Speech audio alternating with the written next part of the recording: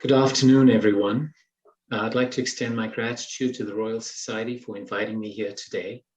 It is indeed an honor and a privilege to be the moderator for today's session, Building a Healthier Canada, Strengthening the Workforce and Canadian Healthcare Institutions. My name is Mohammad Ravalia. I'm a senator representing the province of Newfoundland and Labrador. Prior to my appointment to the Senate in 2018, I was a rural family physician for over 35 years in the community of Tullingate on the northeast coast of the island of Newfoundland, a small fishing village. I also partook in educational activities with Memorial University, eventually ending up as the Dean of Rural Education, providing sort of a hallmark and foundation for developing programs in more rural and remote communities. I was born and raised in the southern African country of Rhodesia, now Zimbabwe, and immigrated to Canada in 1984, primarily to escape a system of apartheid that had been quite destructive to many aspects of living in a country like that. As everyone is well aware, the COVID-19 pandemic has brought into sharp focus the weaknesses and gaps that exist in Canada's healthcare framework. It has worsened existing healthcare challenges, putting immense pressure on the overburdened health facilities, increasing surgical backlogs, and pushing healthcare workers to the verge of collapse. It has exacerbated existing inequalities that persist, often despite the best efforts of healthcare providers. But this unprecedented challenge brings, I believe, many unprecedented opportunities. As we continue to tackle what has been the worst global pandemic in over 100 years, we are able to see gaps in our healthcare system that may have previously gone unnoticed. From my perspective as a parliamentarian, it's important that these gaps are now visible not only to the public and healthcare providers, but to policy and lawmakers. Winston Churchill famously said that we should never let a good crisis go to waste. In this moment, we have a unique opportunity to address the gaps and inequalities in our healthcare system, to ensure that our institutions are stronger, more resilient, in particular, more equitable, and better able to respond to the next crisis.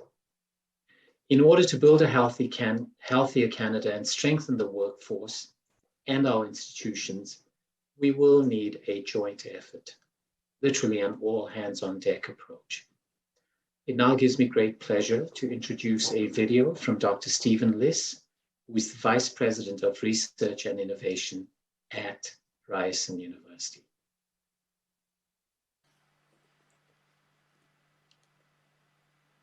Bonjour, je m'appelle Stephen Liss. Je suis vice-président de la recherche et de l'innovation à l'Université Ryerson. Ryerson University is a longtime supporter of the Royal Society of Canada, along with our many fellows and members of the College of New Scholars who've been recognized for their academic achievement. Ensemble, nous appuyons activement l'initiative de la Société royale qui vise à communiquer la science et la recherche aux Canadiennes et aux Canadiens. Before I continue, I'd like to take a moment to extend my congratulations to the attendees from across the country being celebrated for excellence this week. Félicitations, participants et les participants de partout et pétons à célébrer l'excellence cette semaine. We're delighted to support this afternoon's session focused on building a healthier Canada. This conversation comes at a time when there are many national and global drivers to address with respect to the future of healthcare. During the pandemic, we have seen inspirational leadership, resilience, and activism in the health workforce and health institutions. But as we know, the health crisis has also revealed gaps in our health system around equity, access to care, particularly in underserved regions. There's a pressing need to close the gap and address the orientation of community care, culturally respected care, and professional practice, and to prioritize the well-being of health workers, those dedicated to their patients, our families, and communities. The impact of the pandemic is complex, as revealed by the work of the Royal Society of Canada and the release of important policy briefings on COVID-19. In light of these challenges, Ryerson is looking to be an agent of change. Our work and engagement in health is an integral part of our strategic research plan.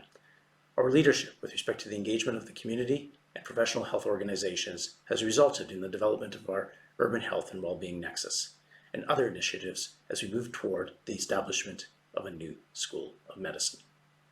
I'm looking forward to hearing today's expert panel as they explore and discuss critical aspects of Canadian healthcare. I wish you a wonderful exchange of insights and ideas today. Je vous souhaite un merveilleux échange de perspectives et d'idées. Thank you. Merci. Thank you very much, Dr. Liss. It's now my pleasure and honor to introduce our esteemed guest speakers with diverse expertise and lived experiences who will be able to shed light on what steps we next need to take to recover from the pandemic, but to also ensure sustainability and future prosperity. We will be dividing our afternoon into 3 panels. Our first panel will be discussing post-COVID healthcare, and I'm delighted to introduce Dr. Lisa Richardson, an internist at the University Hospital Network and Indigenous Health Lead at the University of Toronto and Women's College Hospital. Dr. Linda Rabnick, Professor of Medicine at the University of Toronto and Vice President at the Prevention and Cancer Control at Ontario Health, also known as Cancer Care Ontario. And finally, Dr. Christopher McCabe, who is the Executive Director and CEO of the Institute of Health Economics. Thank you and welcome. Thank you very much, Senator, for the introduction, the kind introductions to our panel. I'm Linda Rabnick, and I was delighted to be asked to chair the panel by the COVID-19 Task Force of the Royal Society of Canada, and I congratulate the Royal Society on the terrific products that have emerged from all of the work generated by the task force. It's no small task to develop a policy briefing on how we should emerge stronger following the pandemic. But we have a splendid panel of 8 people altogether with diverse expertise. And you're going to hear from 2 of them just after I introduce the work. We early on recognized that it would be too narrow if we focused only on health care, or in other words, the delivery of health services. Though there is another excellent policy briefing on public health, we did decide early on that we needed to broaden it beyond the delivery of health services to health. And as you listen to our panelists, you'll understand why. So in terms of organizing the work, the way we have proceeded is to outline problems that were known before the pandemic, problems that are well documented, and you'll hear this from our panelists, issues that the pandemic revealed, problems that were uncovered, laid bare. And then most challenging of all is our best recommendations as to what kind of a framework and then what kind of an approach we would need going forward to emerge stronger in Canada after the pandemic. So I'm going to stop here and turn it over to our good colleague, Dr. Chris McCabe, who's going to start us off and summarize some of the aspects and some of the issues that were well known before the pandemic. Chris? Thank you, Linda, and thank you, Senator Ravalia. So thinking about building back and taking the opportunity that COVID has given us, that Senator Ravalia referred to, we started thinking about, well, what do we mean by health? And as everybody does, we went back to that classic World Health Organization statement from 1946 that describes health as a state of complete physical, mental, and social well-being, and not merely the absence of disease or infirmity. And yet, if we look at the way we've arranged our healthcare systems, addressing disease and infirmity seem to be the priority. For example, in 2019, across Canada, hospital care accounted for 69.9% of all healthcare expenditure. This was followed by outpatient services at 13%, and medical products and appliances and equipment at 6%. Very clearly, we are spending our money in that area around addressing the physical and mental infirmities. And COVID has shown us that this approach to universal healthcare is not working. The health impact of COVID has not been equally distributed, showing that whilst we aspire here in Canada to equality in health, the way we are spending the around $300 billion each year is not delivering that objective. The arrangement of our healthcare system around responding to deficits in physical and mental health only really makes sense in its historical context of the public financing of healthcare. Large-scale public financing, Medicare, was a response to the economic catastrophic effects on households of severe ill health, events that they couldn't afford, or if they did afford, actually threatened their ability to keep a roof over their heads or keep food on the table or keep engaged in socioeconomic activity. And that observation was the driving force behind Medicare.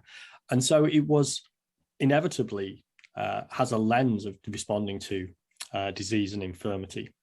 But there are other models of health, including ones which move WHO's social functioning to centre stage. In the late 1970s, Amartya Sen suggested that our well-being, our health, is not just what we're able to do, but who we are able to be that determines our well-being. And to use the language of WHO's definition of health, it's about well-being. And for Sen, well-being is about doing and being. And he labeled this approach the capability approach. And it's had a lot of influence in the academic literature and in some of the advocacy fields. One person who's taken this framework forward in an operational way is Martha Nussbaum, who's proposed that this capability can be operationalized with 13 specific measures, and I'm not going to list them out. They include the conventional domains of health, such as being able to live the end of a normal life and be free of non-beneficial pain.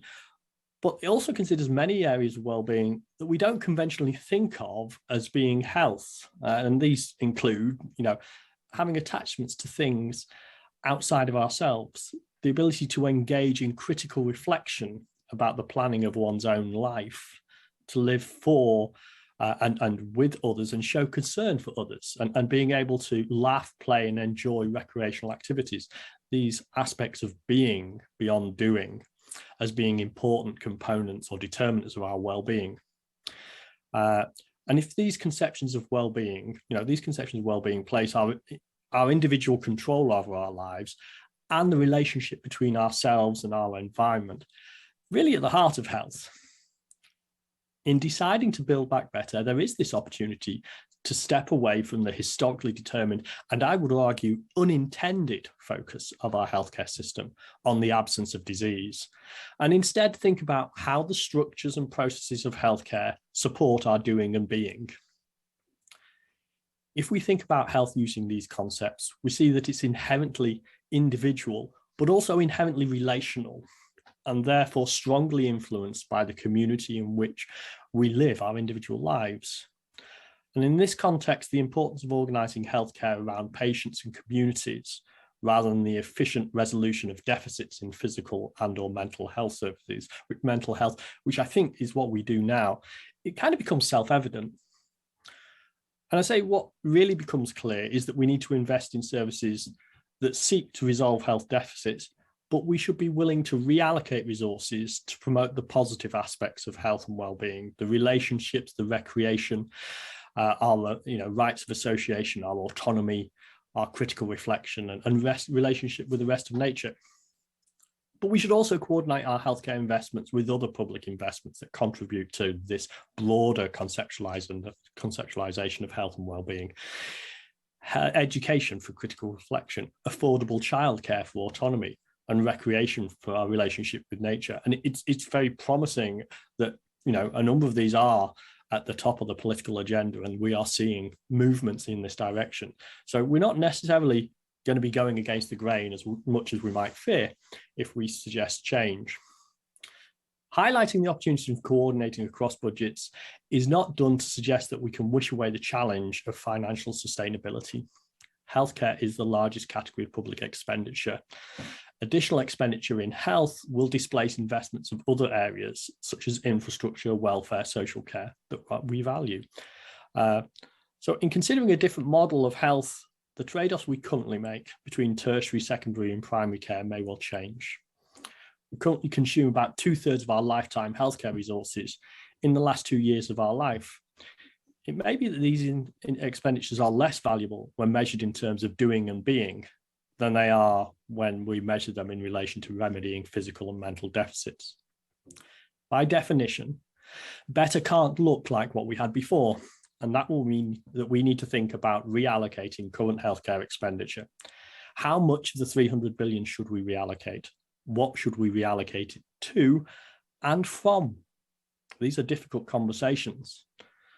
And these are conversations with individuals and communities that will be required to understand what contributes most effectively to this idea of doing and being as the well-being that we want to achieve through the healthcare system. Thank you. Thank you. Thank you, Chris. And now that Chris has summarized for us this approach that we're using in the panel of a capabilities framework, moving away from that centered on tertiary, quaternary care, but this capabilities framework, Lisa Richardson is helping us describe a community embedded approach. And I think that Lisa, we look forward to hearing from you in terms of helping us understand better what this is. Thank you so much, Linda and Christopher and Senator Ravalia. It's just great to be here. And I want to start by saying the paradox of me speaking about community-based approaches is that I actually practice in a quaternary care center, and I am a hospitalist. And so my insights actually come not only from my work as an Indigenous physician, but also from my experiences seeing the downstream effects of complex chronic conditions and people being admitted to the hospital, in particular during COVID, in terms of caring for patients with COVID in an acute care setting. But also ultimately being very involved actually in vaccinating and testing in our communities. And that really was a driving idea behind a lot of the conversations that we had in our working group around this chapter, and thinking about what should healthcare look like is, what does it mean to center community? When we're focused on tertiary, quaternary care, we are actually really moving our focus away from the strengths within community. And when I think about what became tremendously strong during COVID and during this pandemic, it was the strength of those community-based organizations and the work that emerged from community. And I'm going to speak a little bit to what I feel those strengths were and what we can learn from them.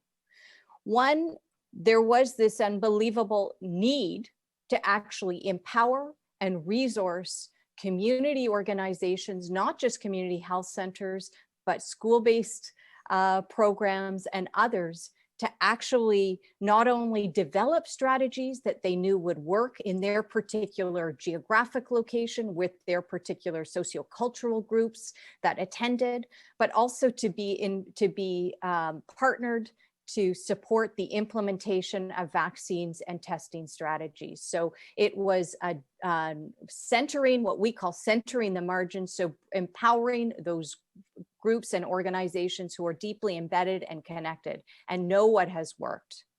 Secondly, what I feel when I think about community organizations, I'm talking about, I often speak to Anishinaabe Health, an Indigenous community urban Indigenous health center where I worked very closely during COVID. It's the difference between a best practice approach and a wise practices approach, which is articulated very clearly by Cynthia Wesley-Esquimalt and Brian Calliew when they're looking at leadership and economic development in Indigenous communities, and brought forward the critiques of best practice. I am not in any way, I'm an internist. I believe in randomized controlled trials and evidence in that context, but I actually also look to apply it in the context of the patient who is sitting across from me or in front of me who I'm caring for. I think about the whole patient. And similarly, a wise practices approach recognizes that a best practice, which is universal, may not apply in a particular community, which may have different geographic barriers, language barriers, economic barriers, and barriers related to social and structural determinants of health. So wise practices is in its nature taking the best of that evidence and applying it and recognizing local knowledge, wisdom, and expertise. So that is, to me, what community-based practices and community embedded approaches to healthcare do. The other piece that community organizations clearly understood is that health is not, during COVID, was not all about testing and vaccines. So it was about structural factors, housing, food security, connectedness of those who were isolated. And we saw that mobilization of organizations to actually step up, not only to vaccinate and test, but to organize and coordinate and take care to those who needed it, where they needed it. Because we know that the model for many of our community members, not just Indigenous, Black, but many other structurally marginalized groups, it is more difficult for many reasons, often to enter the hospital system, which has by very nature excluded us in many, many ways in the past. Community organizations inherently understand thus the structural and social determinants of health that lead to those downstream effects of the patients whom I end up caring for in hospital with diabetes, advanced cancers, end-stage renal disease. So that clear linkage, which is very understood. And we saw that in the midst of the pandemic, where the focus became, while originally and initially was on a behavioral approach at the individual level, there clearly, as we saw the outbreaks and the devastating effects in long-term care and among frontline providers who had to be in the workplace setting as essential workers, we saw those structural factors that are really important around healthcare. And so community-based organizations, just as I've mentioned, their understanding of housing, of food security, of connectedness, of relationships, that is at the heart of so many of those organizations. They also inherently, through that approach, embody an intersectoral approach to health, understanding that although we fund in this very particular way, what are opportunities for intersectoral collaborations and funding models? We know that the Health in All Policies was first championed back in 1978. I can tell you from an Indigenous perspective, that's just been the way of being and understanding health for hundreds and hundreds of years.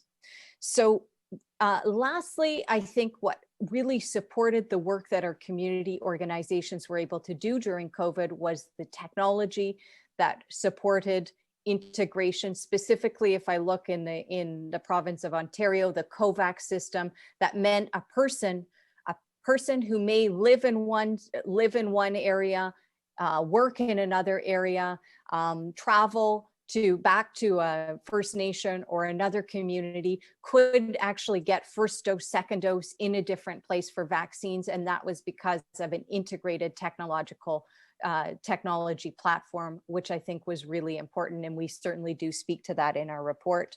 And finally, just the piece around situating themselves, understanding power relationships as they play out in healthcare, understanding the need to be reflexive in the way Christopher was talking about. Really, when we say health, what do we mean by health and what are we prioritizing?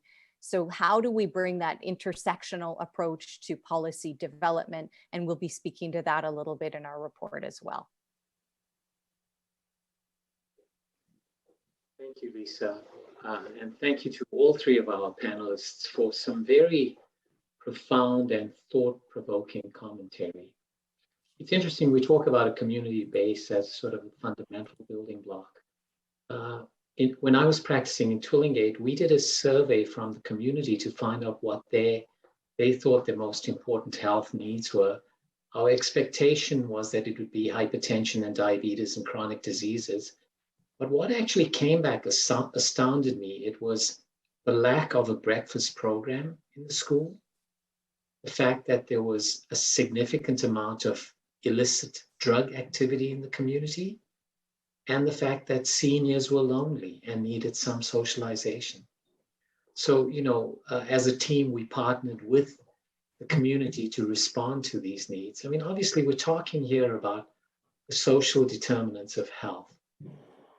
How do you feel that sort of this expansive knowledge, access to the internet, Dr. Google, and things like that have impacted people's psyche with respect to moving away from the social determinants of health to more seeking out CAT scans, PET scans, everyone having access to tertiary and quaternary care? Be interested to hear what your responses to that might be. Well, I would just start, Senator, by saying that it's very much the paradigm of our age, isn't it? Technology, and it's powerful, and the social media platforms have just amplified that, and it's taken off like wildfire. But there is this belief in technology that leads patients to press their physicians for more tests sometimes, leads physicians to do more testing sometimes, and it perhaps diverts our attention away from really important things like physical activity, eating more in healthy ways, and so forth. It's a reigning paradigm of our time, I think. Absolutely. Can I comment a little bit on that as well, Senator? Because I think yes, I think in some ways it links with the conversation that we're having around whose priorities get centered. Actually, are we going to be? How do we look at transferring or supporting community embedded care and community organizations as well around healthcare, not just healthcare, but health? And it's the parallel thing that I see happening as many patients become more empowered. And that is this moving away from a paternalistic model of care with our patients, where doctor knows best, all of the best evidence, of course, but to a shared decision-making model, where our patients bring their expertise, bring their knowledge, bring their questions, and together we make those decisions. We see that actually reflected in our practice guidelines around many of the illnesses that I treat. Diabetes, hypertension, we're seeing that move towards shared decision-making actually embedded. And I think the flip side of, you know, all of this information has been the ability for us as clinicians to engage with our patients in a different way. And we saw that, I think, with COVID. There was so much material that was out there, and clearly it was frustrating at times for those of us who saw the importance of vaccination and saw the effects on those who were not vaccinated being hospitalized in our wards and in our ICUs. But it was the opportunity to actually engage in really important conversations. It was not a, you must do this. For me, when I was speaking to people who were in community, who were hesitant and concerned, it was, tell me what your concerns are. What have you read? Where have you heard it? Let's talk together and work through this. Thank you, Lisa. Chris, I was very moved by your conversation with respect to the issues as they pertain to social determinants of health. Is this a sort of universal phenomenon, or have you noticed any cultural divisions with respect to how people respond to social determinants of health. I'll just give you an example. I grew up in a very small community. My family was South Asian. I followed their health protocols. I probably only ever saw a doctor when I was 15 or 16. Prior to that, it was Vicks Vapor Rub and honey and turmeric and maybe a little bit of paracetamol. So, would you mind expanding on that a little bit? Because I think, what you said really resonated with me with respect to being a rural family physician. I think it kind of relates a little bit to the previous point you were making about technology and that cultural shift that we've seen over our lifetimes. My childhood was also one of Vicks Vapor Rub and honey and the occasional paracetamol if they were really worried about me. There's a technological solution to our problems, especially in healthcare, and it's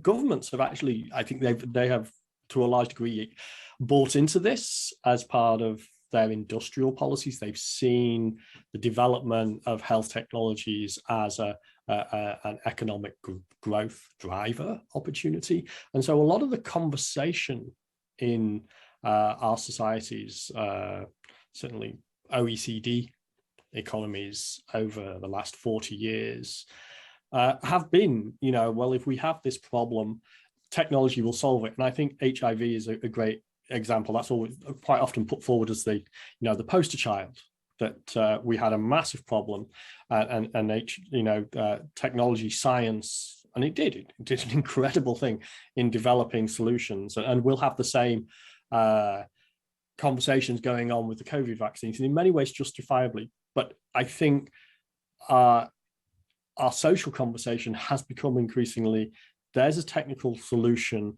and an individual level, well, this is my problem. What's the technical solution to my problem? And people have, a lot of the conversations around public health have been around, well, you should eat better. You should exercise more, and not recognize that actually what we are able to do is limited, enabled or disabled by the structures of the communities we live in. And I think, it's an underlying social transition and social conversation that's caused this, I don't know whether this is quite the right word, but this atomization of communities. And I think what we have seen in COVID, I'm putting my economist hat on, what we have seen is we created a really not very resilient society as we focused on getting the most efficient production of goods and services and taking away all the protections in labor market and importing, offshoring manufacturing. It was all, very focused, trying to get, if we think about it from the individual's perspective, what gives me the best of my life, without any thought about what, economists would call the externality effect on the communities that we live in. And I think COVID has shown us that atomistic conception of how we live our lives is actually damaging at a societal level, and we should take this opportunity, I think,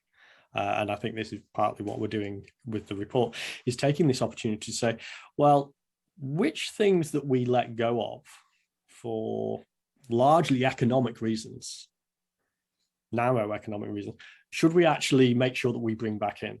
What things are we, on second thoughts, thinking might have been a bad deal and we should bring them back to give ourselves better communities in which we all have better lives? Thank you so much. In my work on the Hill, I know increasingly we're looking at practically every issue that comes forward in a sort of a diversity, inclusion, equity lens. I think COVID has taught us that there have been huge divisions with respect to racialized groups, our Indigenous brethren, minorities and others, the disability group, the LGBTQ2+ group, who have been further marginalized by this pandemic. On a go-forward basis, do you see any tangible solutions for us to make this society, the kind of equitable utopia that we would like it to be? Linda, could I start with you?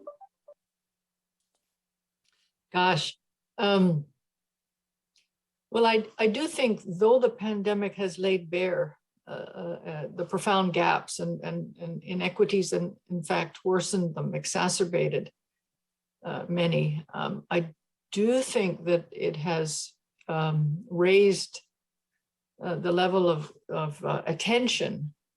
Maybe Lisa could comment on whether it's, what is needed, but I do think the average Canadian is more aware related to the pandemic and other things, but the average Canadian is more aware of the inequities, I believe, because of the uneven impact of the pandemic on many marginalized communities. I think that there's a better awareness, and I suppose you could argue that awareness is maybe the first step. Thank you. Lisa, I know that this is near and dear to your heart and mine too, because we belong to these communities. Your thoughts, please? Yeah, I would just pick up on what Linda was saying about awareness. And I'm going to draw it back to the unearthing of the remains of now over 7,000 children at Indian residential schools, former Indian residential schools. And when those children were unearthed, nobody was surprised within community. But many non-Indigenous Canadians were floored by it. We had no idea, I can't believe it. Suddenly there's a flurry of activity towards reconciliation. Similarly, for those from structurally marginalized groups during COVID, were the high rates of COVID that we were seeing in racialized groups, in certain neighborhood codes, et cetera, in the LTC sector, a surprise? Absolutely not for anyone working within from those communities or working within them. And so is there hope? I believe there is, because we have now opened up to all of the planners, the policymakers, the leaders, that what was considered the universal patient, the universal body in healthcare, the universal healthcare system, was actually not supporting those who were on the outsides of a system that was constructed in a particular way with a particular focus for a particular user in mind. And so this has taught us, who knows, that communities have those solutions and they need to be resourced and structured to be able to implement them. So it's that whole nothing about us without us, and there's an opportunity now to move forward with that. I am hopeful. I think I have to be, because the line of work I'm in, but. Well, thank you. Thank you for that. So with just 3 minutes left, I'm going to give you each a minute for a pearl of wisdom before we move on to our next panel. Linda, will you take us away with your pearl of wisdom? Well, I would just say that I'm grateful to the Royal Society for the opportunity to work together with our panel. I've learned an enormous amount, and as Lisa was just commenting, my level of awareness is even sharper than it was before. It's a tall ask, but I do think that we are heading and landing on a better set of recommendations and a better kind of setting forth a better approach. I do honestly really think that's the case. Thank you. Christopher? I don't know whether it's a pearl of wisdom, but it is a massive task, but massive tasks have been achieved before in history. And usually when a relatively small group of very determined people choose to act together. And I think I see enough indications of movement that this is a very small snowball right now, but I think it's got the momentum for change, and I think 5 years from now things could be and should be very different. Thank you. Lisa, we'll let you wrap this up in the remaining minutes. Oh, that's pretty good. That's a tall ask. I was on a meeting earlier today, and we were for this national consortium in Indigenous medical education, we had a teaching from an elder, and she said to us that we do our work with the knowledge that those who have come before us were laying things out in as strong a way as possible so that we could move forward and do the good work that we needed to do. And that similarly, in the work that we are doing, in the position that we are in right now, all of us, that we be thinking about the generations that come after us. So that we be thinking not just about our children, nieces, nephews, that younger generation, but about the 7 generations ahead. And we have this short-sighted vision often in terms of our planning and policy work. And how do we actually think not just about setting forward structures that will support the well-being of the generations that the next generation, but of those 7 generations to come. Thanks. Thank you. So thank you to our 3 panelists, for a very vigorous, insightful, and thought-provoking discussion. Sincerely appreciated. We're going to move on to our second panel now. And in this topic, we'll be talking about post-COVID critical care. And it's my pleasure and honor to introduce you to our 3 panelists. Dr. Noel Gibney is an intensivist at the University of Alberta. Dr. Melanie Gauthier, a faculty lecturer and program director at McGill's University Ingram School of Nursing. She's also the president of the Canadian Association of Critical Care Nurses. And our final panelist this afternoon is Dr. Boyan Panovich, an intensivist practicing in Winnipeg, Manitoba at the Health Sciences Centre. Thank you very much indeed, and I will allow you to move forward with your presentations.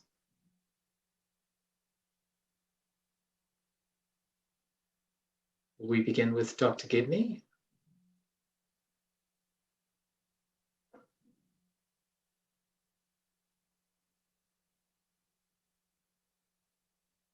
Yeah, I can't see it on my screen. Where to?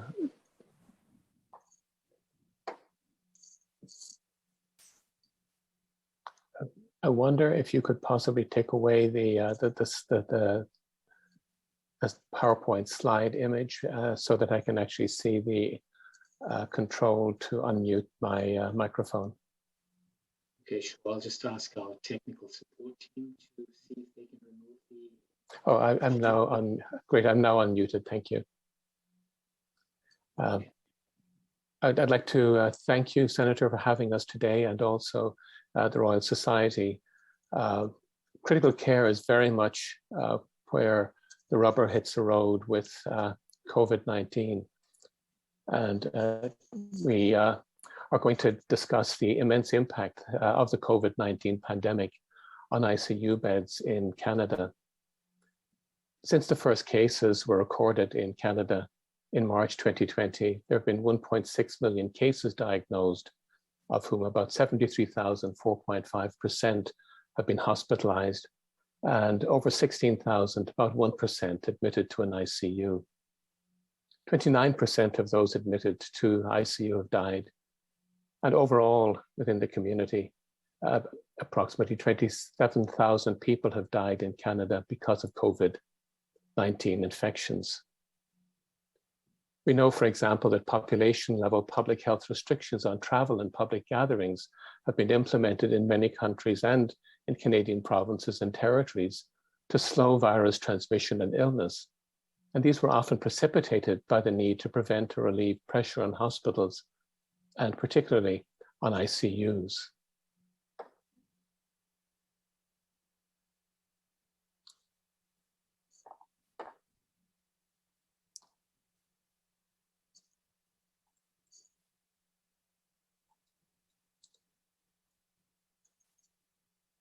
We could just go back to the last slide. Thank you. Canada has one of the lowest numbers of acute care beds per 1,000 inhabitants in the OECD. This slide shows a selection of different countries in the OECD. And there are actually only 3 countries in the OECD with a lower number of acute care hospital beds than Canada, which has 1.9 acute hospital beds per 1,000 inhabitants. If we compare that with the United States, they have 2.46. And if we look in the mid-range there, Ireland and France have approximately 3.5. Japan and Germany are well in the 7 range. And so really, it's not surprising that Canada is having difficulty as we move forward. If we look at ICU beds per 100,000 population, again, we can see that Canada is coming up at the lower end here with 8.34 ICU beds per 100,000 population, as compared with Germany at 33.9 and Austria at 28.9. Again, within the OECD, Netherlands and Ireland are somewhat under that. But as we'll see in a moment, some of our Canadian provinces actually have less than that. Within the Canadian provinces, and this particular slide looks at ICU beds per 100,000 population in the Canadian provinces and in territories. Newfoundland has the highest number at 18.8. And coming at the bottom end, we have British Columbia at 5.91, Alberta at 6.59, Manitoba 6.74, and then Ontario and Saskatchewan. And typically, once we get past Ontario West, the numbers are significantly less than the rest of Canada, bringing the number down overall to approximately 8 per 100,000 for the country.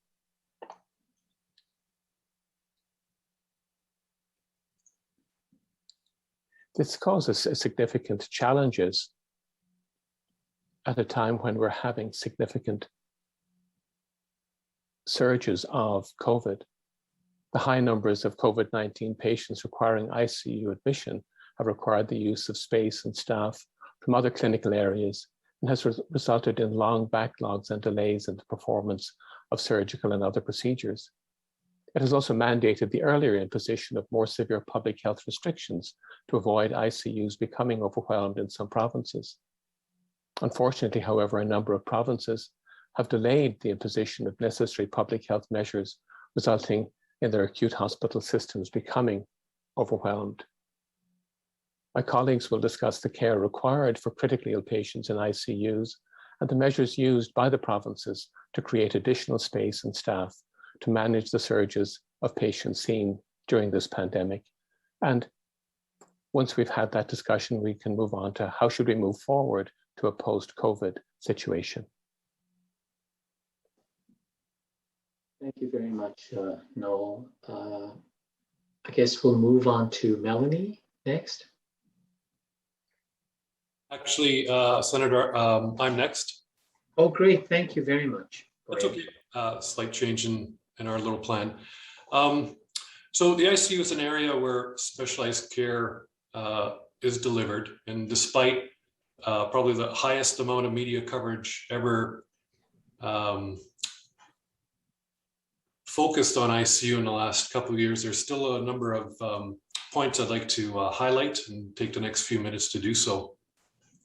So the care required for these extremely ill patients that require artificial organ or multi-organ support to sustain their life, and includes technologies such as mechanical ventilation, advanced monitoring, and multiple medication infusion pumps that often require minute-to-minute titrations.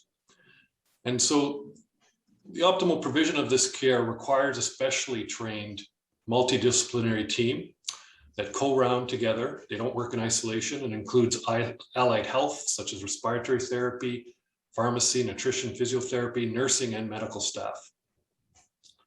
When patients with severe COVID-19 present significant challenges, most commonly respiratory failure, often fulminant, requiring high concentrations of oxygen and detailed ventilator management, not only to sustain them, but to ensure complications are minimized.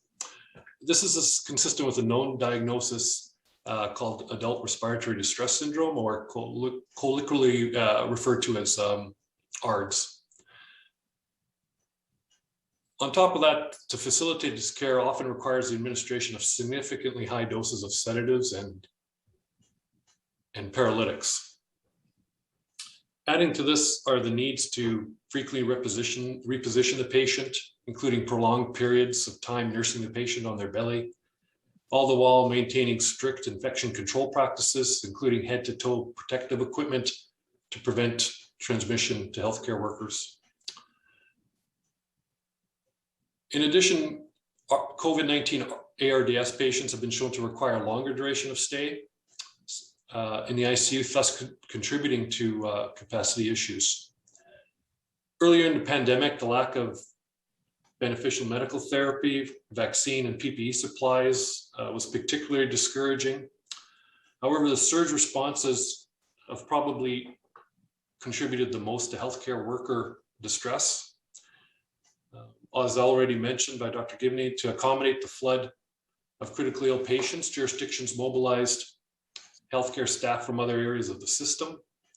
Those that had previous ICU training were a welcome addition. However, the volumes were such that it required inexperienced healthcare staff to be mobilized in an effort to increase the inadequate ICU capacity, and often have this care delivered in non-ICU areas such as the operating room and recovery room.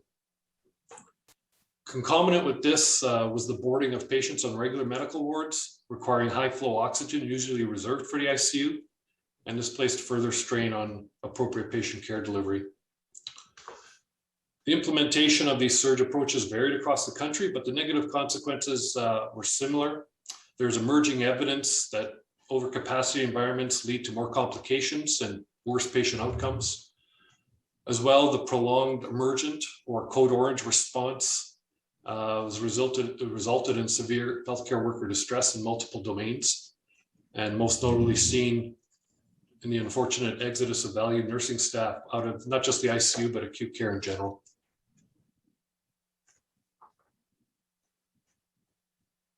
And I'm going to stop there and hand it over to Melanie. Thank you. So we all know that the pandemic had a negative impact on society, but I wanted to focus on 3 groups that were particularly affected in critical care. So there's been extensive media coverage, as Boyan mentioned, and concern expressed by professional associations and others about the physical, mental, and psychological impact on the critical care workforce. It's been 20 months of being constantly exposed to death, dying, suffering, and this in understaffed, under-resourced, and often unsafe working environments that has led to serious negative consequences and strain on the health of our critical care professionals, including registered nurses, respiratory therapists, intensivists, and support staff. So many surveys and research have been focused on the mental health of critical care professionals recently. So an example of this, Dr. Gibney, if you'd switch slides, was done with critical care nurses across Canada. The next one, please. The study actually shown that upwards of 50% of critical care nurses experience symptoms of stress and anxiety, and 3/4 of them also experience symptoms of depression and post-traumatic stress disorder. The strain and increased workload that they've been dealing with has actually led to 100% of them displaying symptoms of moderate to high burnout. So these results are similar to other studies that have been done in Canada and in the US.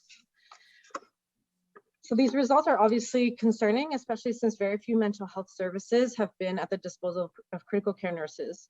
Many have advocated for timely and easily accessible services to help safeguard these professionals' health. We're concerned that those that have not yet left the specialty or their profession altogether haven't yet processed the traumatic experience that they've been currently living for the last 20 months and haven't yet unraveled the extent of their distress. So this may have a significant impact to the retention of critical care staff at the end of this pandemic, which we are already seeing now. If you could switch slide, please.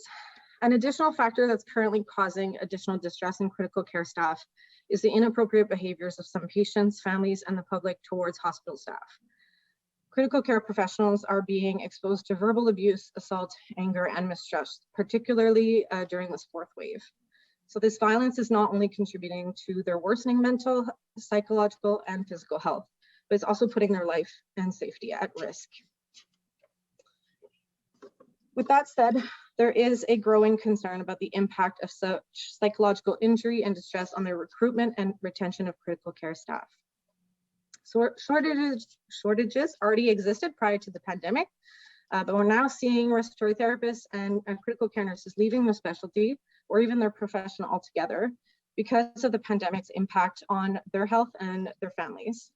So many fear a mass exodus, and replacing such specialized and skilled critical care professionals will take quite a long time to do. Actually, it could take up to 6 months to train a critical care nurse.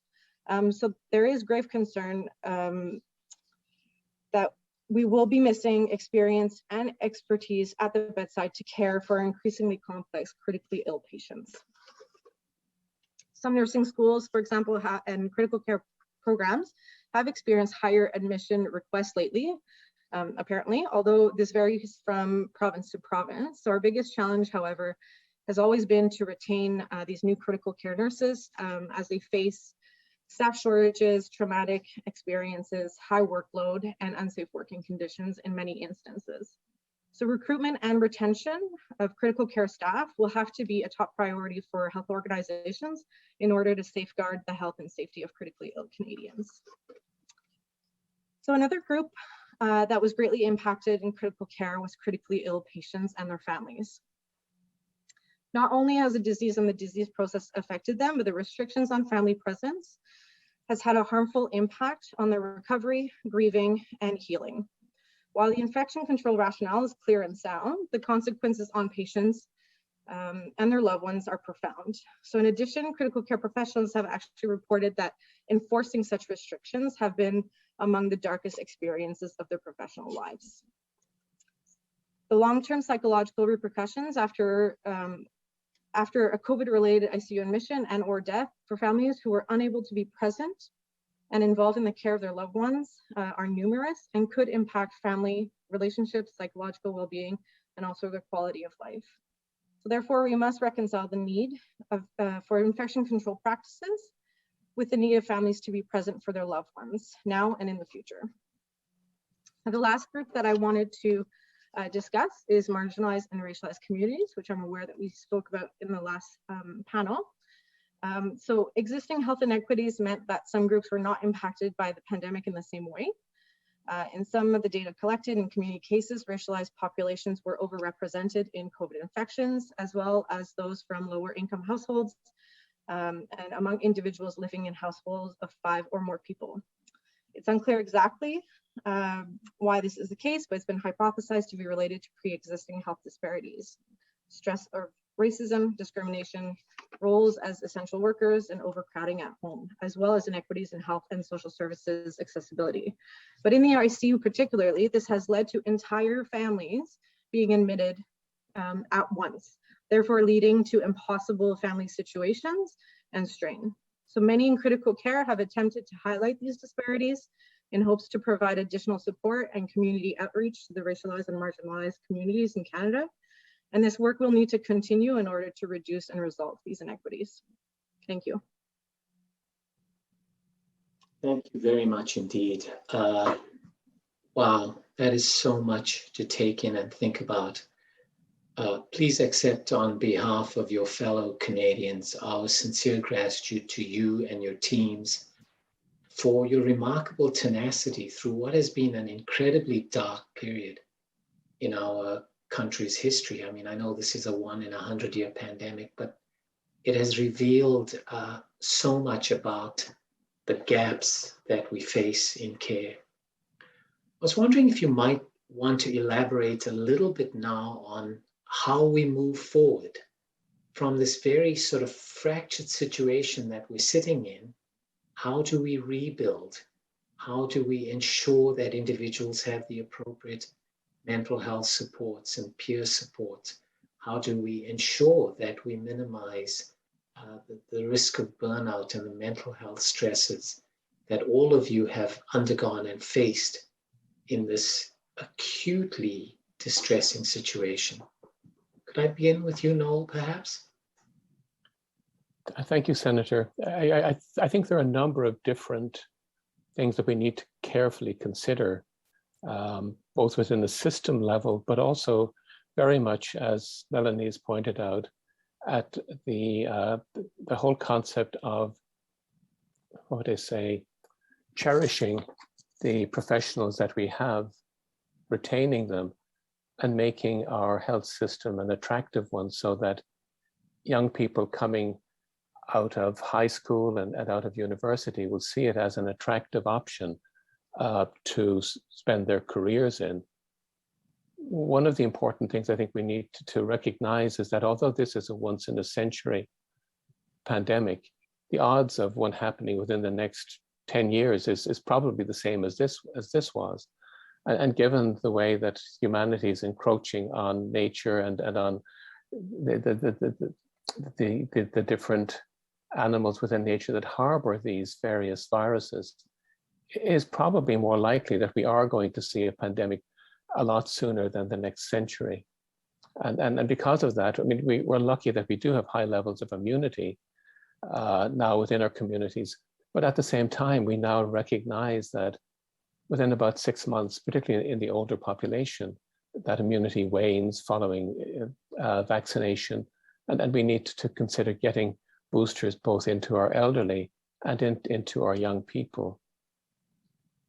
Even before the pandemic, Senator, our ICU capacity ran at 100% in the flu season in the winters. And we honestly aren't quite aware of exactly how many ICU beds we have in the country. And so these must be measured accurately, monitored over time, and expanded significantly, particularly in those provinces that seem to have significantly less capacity and the ones that have suffered more, particularly in the center and west of the country compared with the Maritimes and Newfoundland. And then as Melanie pointed out, I think we have to have rapidly accessible mental health services available for our existing critical care professionals. And I just have a couple more comments, but I'd like Melanie and Boyan to come back to that. We have a problem with our hospitals, and many of them were unable to provide the flows of oxygen required for the large number of patients. We don't have enough hospitals or enough beds, and we need to have new ones, and our existing ones need to be made acuity adaptable so that indeed we can actually expand our ICUs as needed during the next pandemic, because it probably is going to come. And overall, while Canada hasn't done badly compared with other countries, some provinces have not done well. And I think that our federal and provincial governments need to conduct an honest and open in-depth reviews of their responses and initiate a development of a system of coordinated responses, possibly even a Royal Commission to look at this in depth. Melanie? So certainly I can speak mostly related to critical care nurses and the need for mental health supports. And I mean, this does stand for all critical care professionals, but having easily accessible, timely mental health services is crucial. So a lot of critical care nurses expressed that they didn't have anyone to speak to on the spot. There was no time for a debrief. And so these are things strategies that can be implemented. Obviously, we need funding for such things, but on the spot debriefing possibilities and mental health services that are easily accessible is certainly one of the ways, one of the strategies that we can help with regards to the psychological injury that our critical care nurses and critical care staff are experiencing. Another item is this idea of resilience, self-care, self-compassion. There are many different educational kind of workshops that do exist. So making these readily available for staff is also another one another strategy we can consider. I think that one of our biggest challenges will certainly be retaining the staff that we still have left. Quite a lot have already left the profession or the specialty. So it can be difficult to think how we're going to recruit nurses into this specialty when there has been so much media coverage about the difficult working conditions. So there is going to have to be a lot of work to improve these conditions. That is the only way that we will be able to recruit and make it appealing to others, is by essentially presenting them with good working conditions with strong support systems in place.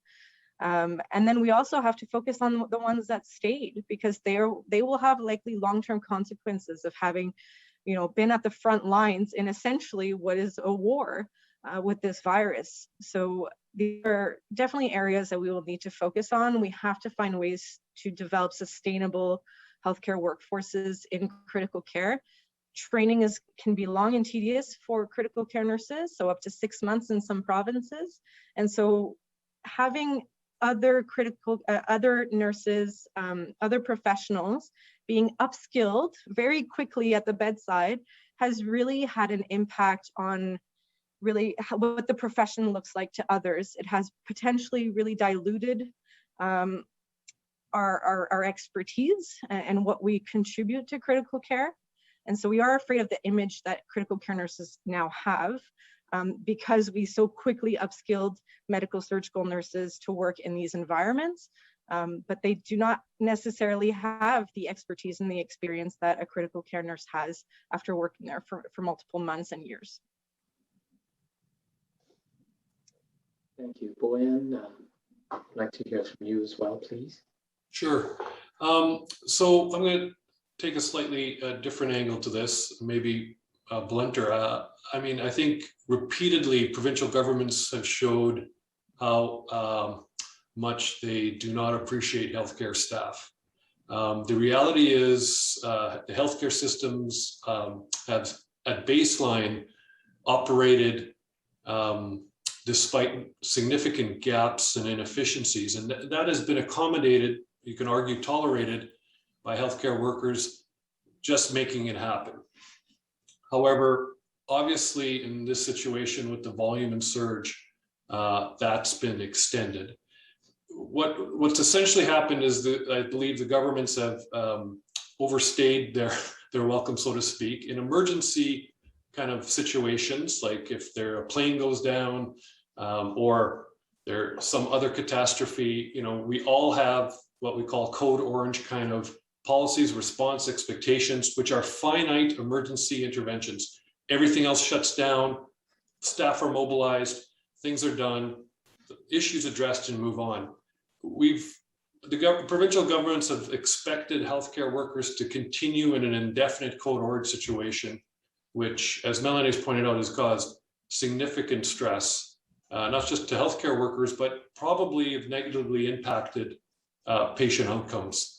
And I think they really need to be called up on that, because the examples in multiple provinces and repeated by the same governments of not addressing the capacity issues, or when we didn't have other interventions such as vaccines available, restrictions, I think needs to really be examined honestly, and as I said at the beginning, bluntly. Thank you. Thank you very much for those points. Noel, did you want to add something? Thank you, Senator. I think that we have a significant problem in critical care in Canada, and I think in acute care generally. We've been trying very, very hard to reduce costs, increase efficiencies, and kind of go to a lean system of just-in-time management. And I think that, that works well when you don't have a pandemic. But once you have a pandemic, then everything changes. And if you have no reserve space, if you have no reserve staff, then you find yourself in a situation that we now find ourselves in Canada. We've come through 4 different surges, and you get the sense that our governments haven't learned anything as we've moved through. Typically, the public health restrictions have tended to be put on late and removed early. If we look at what's happening in Europe at the moment, they're now in their 5th wave. Their vaccination rates are vastly higher than ours in Canada.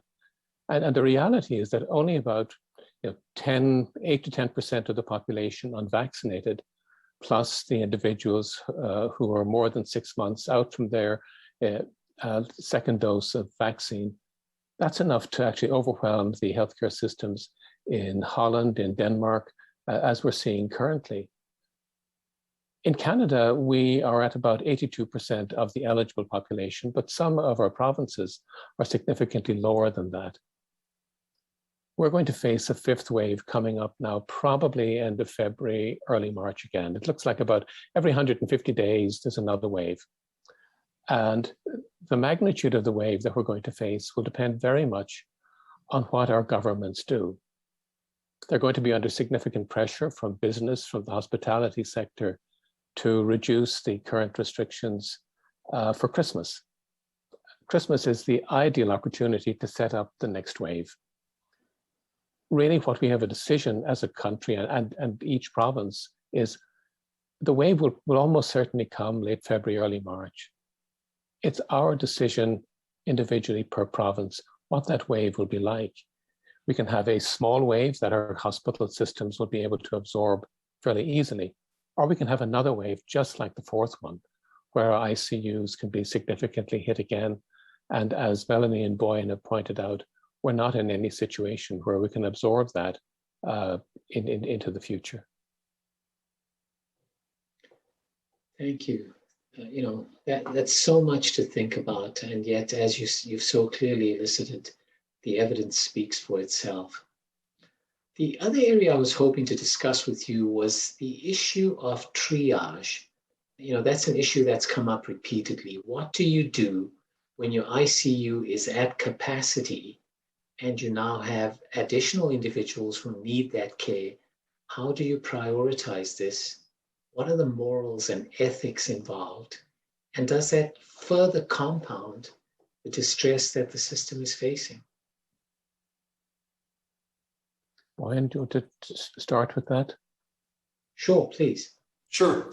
So to start with your last point, yeah, the issue of triage would magnify distress across the board, not just for those who might be involved with that decision-making, but healthcare workers in general, who may see patients they're looking after not having their care escalated. And then, of course, for the patients and families themselves. It's, from my point of view, and I'm speaking for myself, I found people sort of resorting to triage quickly often don't actually understand how that would actually look or how that would actually be implemented. I recognize a number of provinces have put together documents regarding how that could look, but none of them, fortunately, had to implement them. But even if they were in a position where they had to implement it, how that would be actually implemented is logistically quite difficult. So I just want to clarify this, regardless of how hard the decision to start is, actually doing it would be incredibly difficult, incredibly resource intensive, because most of these, and for valid reasons, include a number of people coming together to make a decision to ensure that there's multiple inputs and all aspects of that decision for that individual patient to be addressed, and that there would be a process that would be documented and transparent. You're almost running another ICU service to determine who's going to get ICU care in that sense. And so let's just make sure we're clear that this is, triage would not be an easy thing to implement. Secondly, we need to be careful how valid that decision-making process is. So if, as a society, we decided we don't care about the data or the lack of valid, appropriate data in regards to this, we're going to let the experts decide.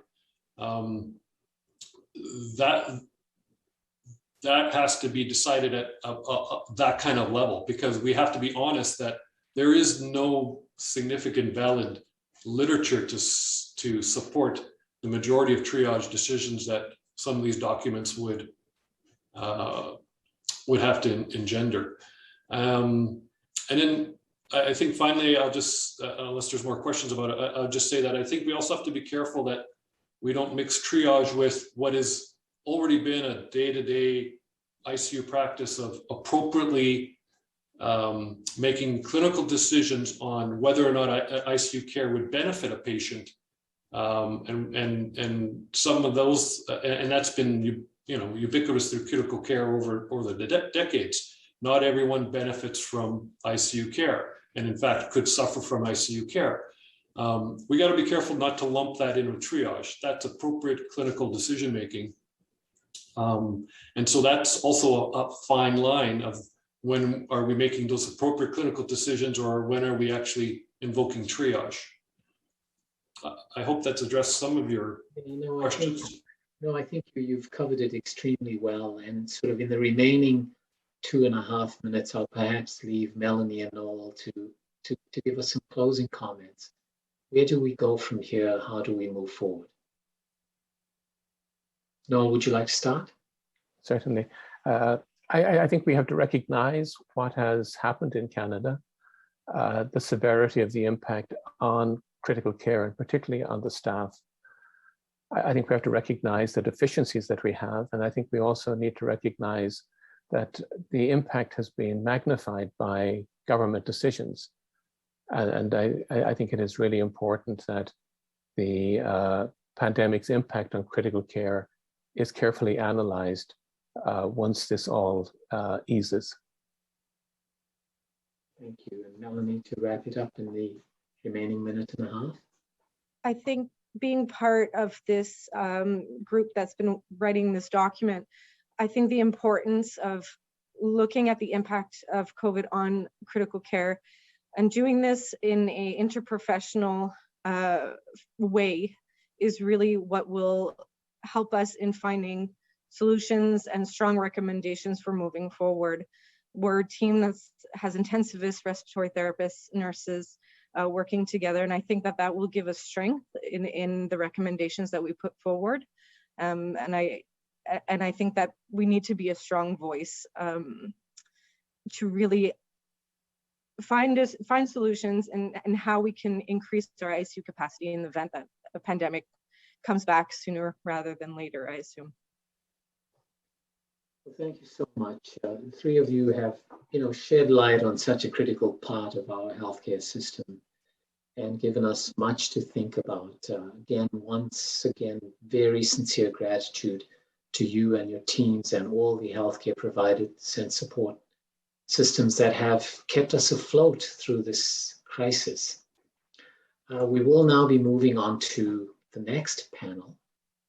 But I will remind the broader audience that if you have any questions, please feel free to enter them in the chat box. We have lots of opportunities for to and fro, and we'd love to hear from our participants, as well as from panelists who are present who may have questions. Please feel free to bring them up. But thank you once again for that wonderful presentation. Our next panel is the discussion on the future of the nursing force. And it's my honor to welcome Dr. Gail Tomlin-Murphy, who is the VP of Research, Innovation and Discovery and the Chief Nurse Executive at Nova Scotia Health, as well as Dr. Tara Sampali, who is the Senior Scientific Director of Research, Innovation and Discovery at Nova Scotia Health. Thank you for being here today, and we're eager to hear your presentations. So before we get started, I must say that Tara is having technical difficulties. Tara, we were in a different room and Tara could hear beautifully. And now since we've come into this room, she's not able to hear. So we're trying our very best for that to happen. So she's going to come into my office at this point. We're not getting, we're not able to overcome it, but appear that there's technical difficulty since we've moved in. So thank you very much for your patience, and thank you very much for this opportunity to share some very, very exciting work as it relates to the impact of COVID-19 on the nursing workforce. And so Dr. Tara Sampali and I both have had the privilege of working with just one moment, please,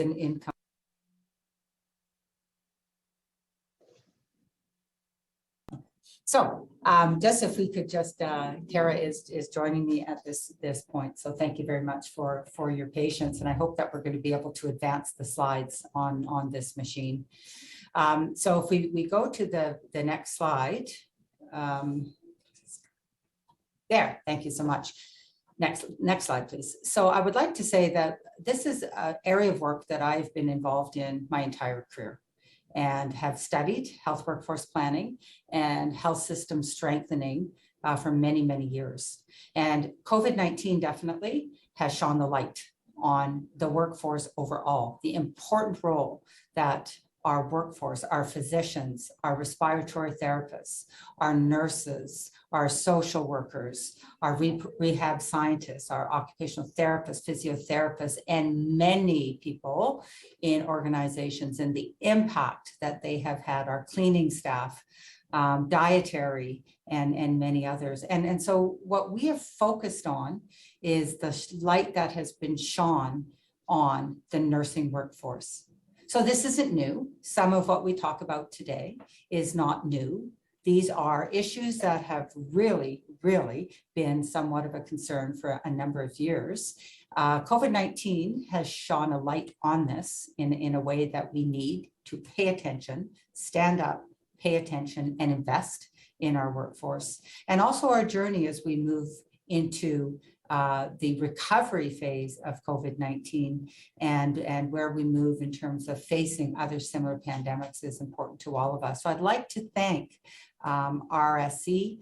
In August, we were asked to come together and to shine a light and to bring together a national coalition of nurse leaders, key leaders who work in research, who work in health systems, who work in unions, for instance, have come together to actually examine the very best evidence, which in many cases actually was their own evidence, and to come forward with some considerations for policymakers, decision makers to understand the recommendations, not reports that sit on shelves, but in fact, to bring many of these pragmatic recommendations forward and to invest and to resource these as we move forward. So that we have been looking at issues that have faced all of us locally, regionally, professionally, as well as globally. And so Dr. Tara Sampali is going to present some of the findings, and then I will come back in. And so I'm going to pass my chair over to Dr. Sampali at this point.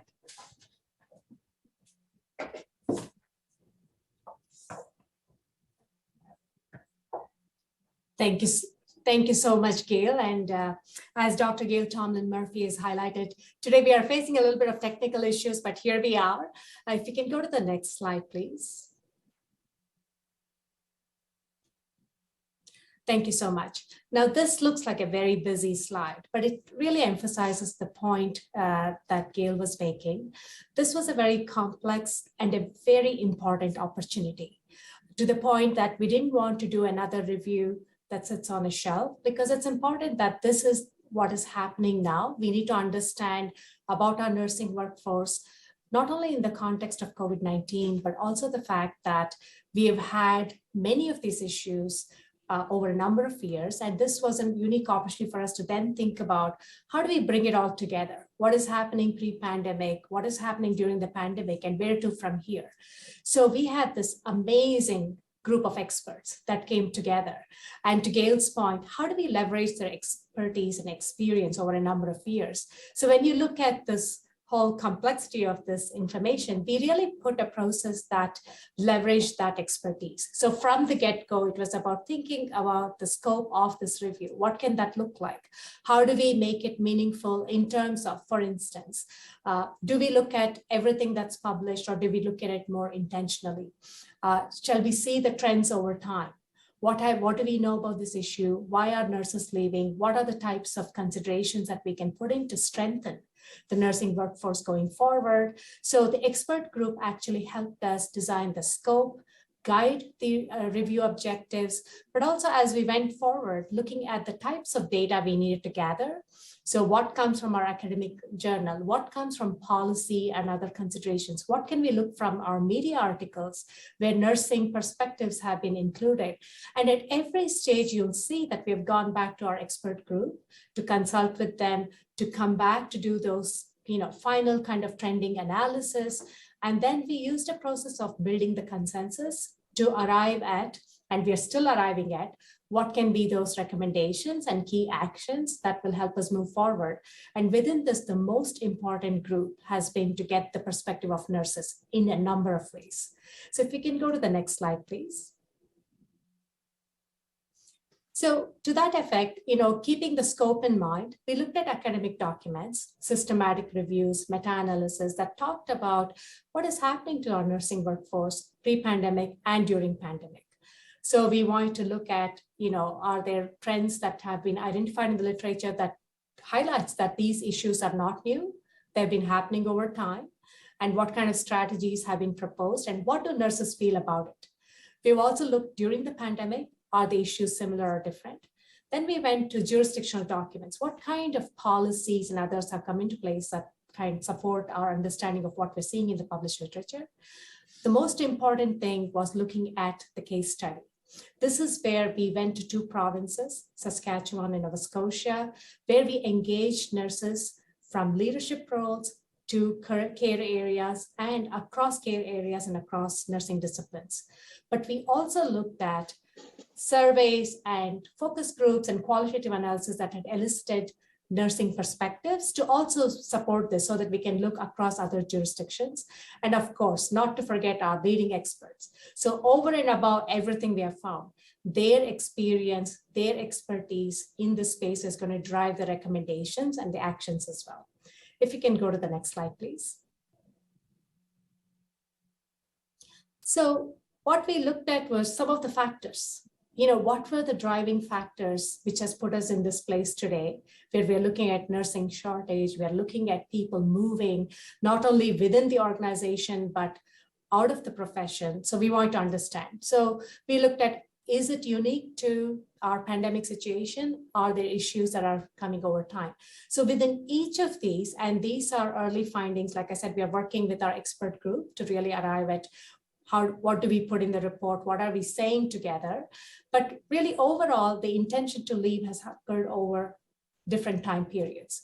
What are the driving factors are also fairly consistent across the group. It is right from the type of patients they're seeing, the complexities, all the way to people coming and requiring that mentorship, the training, the supports that they need. Safety has been a very big thing. We know the pandemic drove that in many different ways, but people experience stress due to the safety, the quality, and the way they experience the work environment. So all of these, we have started to group not only from a pandemic perspective, but also from what are the issues over time.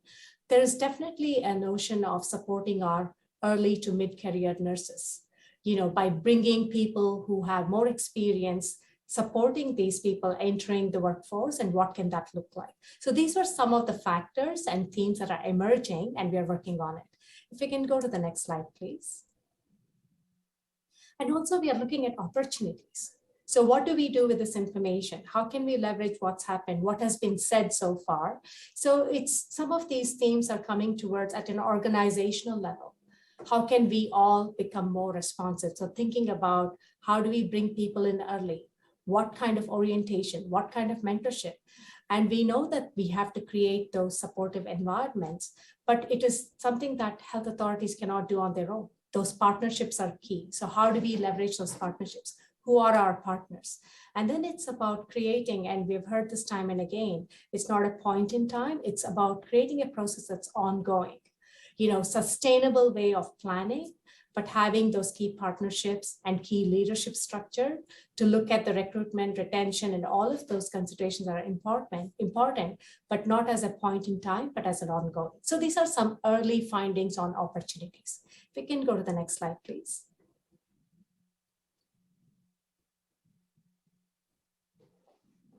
Are we able to advance the slide, please? Thank you.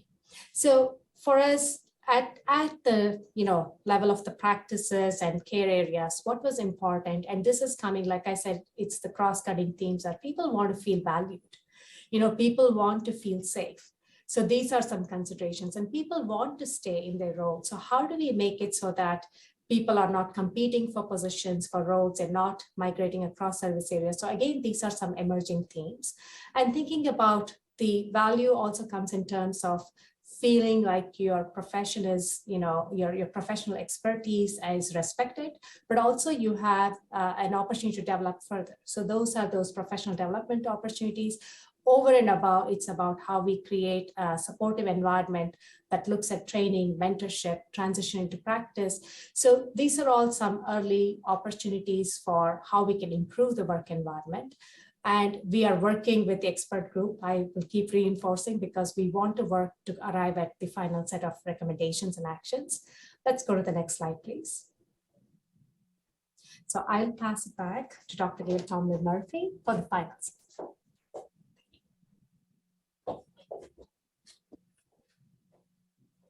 Thank you. Thank you so much, Tara, for sharing some of the very important findings that are coming forward. And at this point, we've had a brilliant opportunity to really create not only an awareness, but to come forward with some recommendations.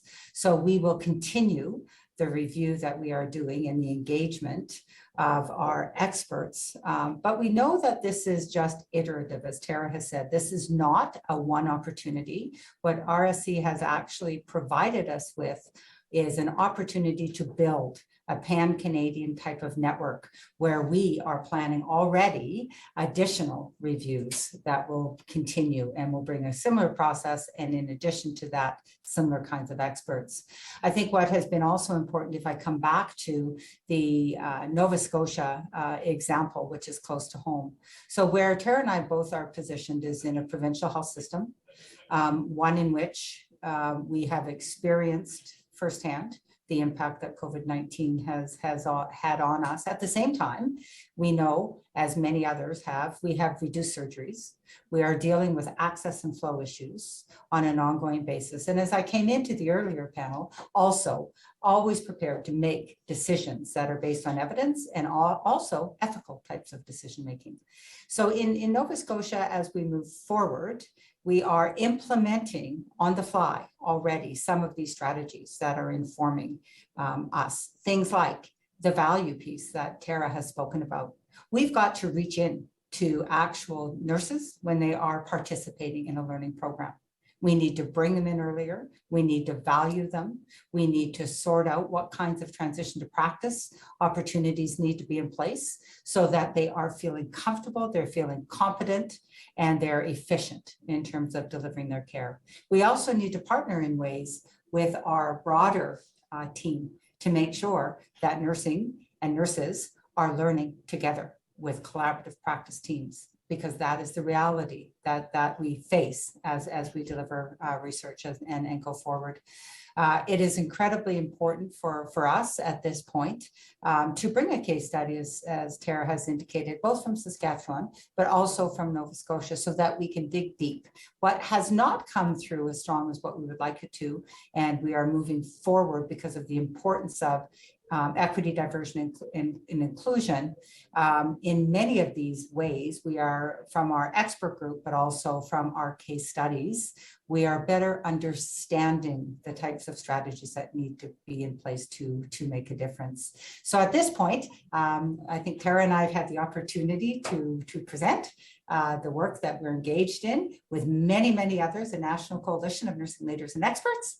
And we're really, really pleased to have this opportunity. So thank you for that. Well, thank you very much indeed for your excellent work. Certainly very revealing, very well thought out, and crucial as we move forward with respect to our healthcare resources in this country. I was wondering if your research showed that there were any particular concerns with an urban-rural divide. And the reason I ask this question is, I practice in a rural community, and for us to retain nurses was particularly difficult because, there was always competition with secondary and tertiary care centers, more specialized nursing opportunities, better conditions, etc. So did your research go into any of that aspect? And if so, how do we respond to the dilemma that some of our rural and remote communities face with respect to nursing shortages?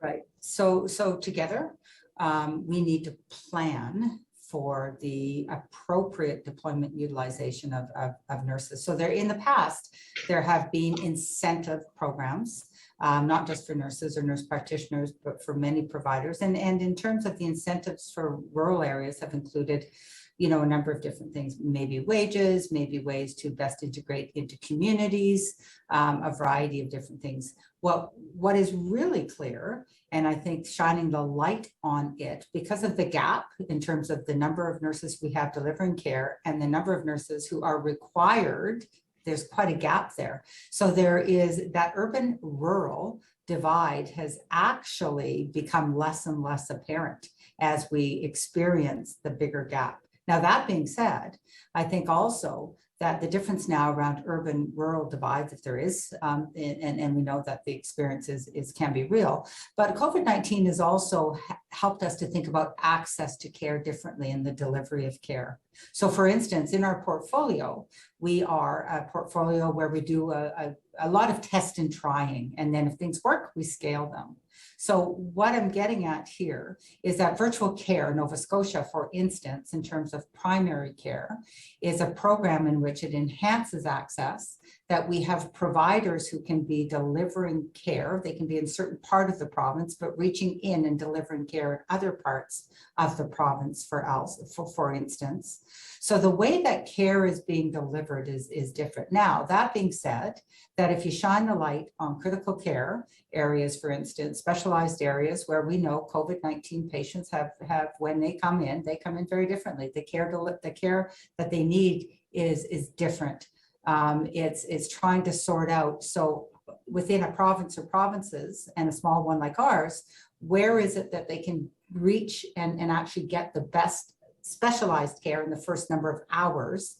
And so in our province, it was not just nurses, but overall, there was a lot of moving and sharing of the valuable resources, so that we would see the most specialized nurses actually moving for a day, 2 days, or what have you, to deliver care in other parts of the province. So I think that this will actually help us in the go forward. I think overall the nursing workforce, as well as others, like the opportunity to be involved across sectors, whether you're intersectorial for sure in a lot of ways. But so this may help us differently to think about the retention recruitment of nurses, and maybe nurses aren't as happy. I think we've assumed a lot of things in the past. We've assumed that if we train workers, nurses in rural areas, and we provide their clinical practice in those rural areas, and we incent them to stay through return of services, that they're going to stay. Well, that may not be the case. We've got to really understand with a newer generation, but also across the age cohort of workers, what do they really want and what do they really value? In our province, chronic disease management, as well as within an umbrella of rural health strategy, is of utmost importance. Thank you. Yes, that's very revealing. I think we experience the same thing with physicians. You know, bursary programs and so on proved not to work for many of the reasons that you've just outlined. Yes. Would you care to comment about the nurse practitioner training programs, and in particular, in provinces like mine, in Newfoundland and Labrador, you know, we are very much dependent on this critical element within our teams. You know, the general nurse practitioner, the specialized nurse practitioner, those who work in solo practice in coastal communities in Labrador, for example, or up in the north. How do you see their role, their value on a go-forward basis in a post-COVID world? Yeah, so I think, thank you for that question. And in terms of the role of nurse practitioners, there are 20, 30 years of evidence that actually points to the fact that when nurse practitioners are working collaboratively with physicians as well as other providers, outcomes for the system, the health outcomes for people, as well as provider outcomes, are definitely positive. We know that the role of the nurse practitioner, as you say, being from Newfoundland and Labrador, it's the employer actually who will determine what the scope of practice is. So what we haven't done well enough is thought about what the scope of practice is for that nurse practitioner, and how a nurse practitioner can work collaboratively with family doc, and whether we're talking primary care or whether we're talking more acute kind of care or long-term care, that the evidence is there that a nurse practitioner working with physicians as well as pharmacists as well as other providers, the outcomes are very positive.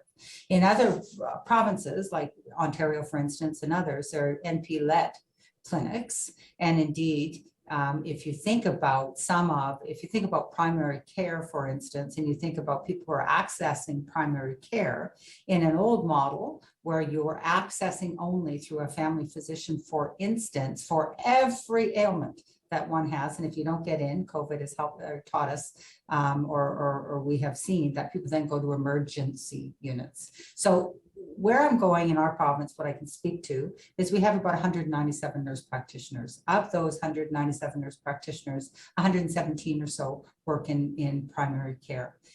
We see the value in order from an access point of view to care of actually enhancing and working at some of those factors that are challenges or obstacles that have actually been in the way of nurse practitioners working to their scope of practice.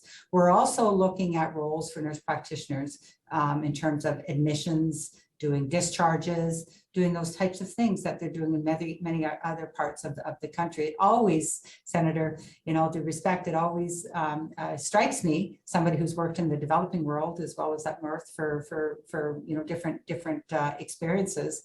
It's very interesting how nurse practitioners can work in certain roles in certain places, but not in others. So I think the evidence is clear that we need to find ways to enhance, but not just nurse practitioners, there are also other roles.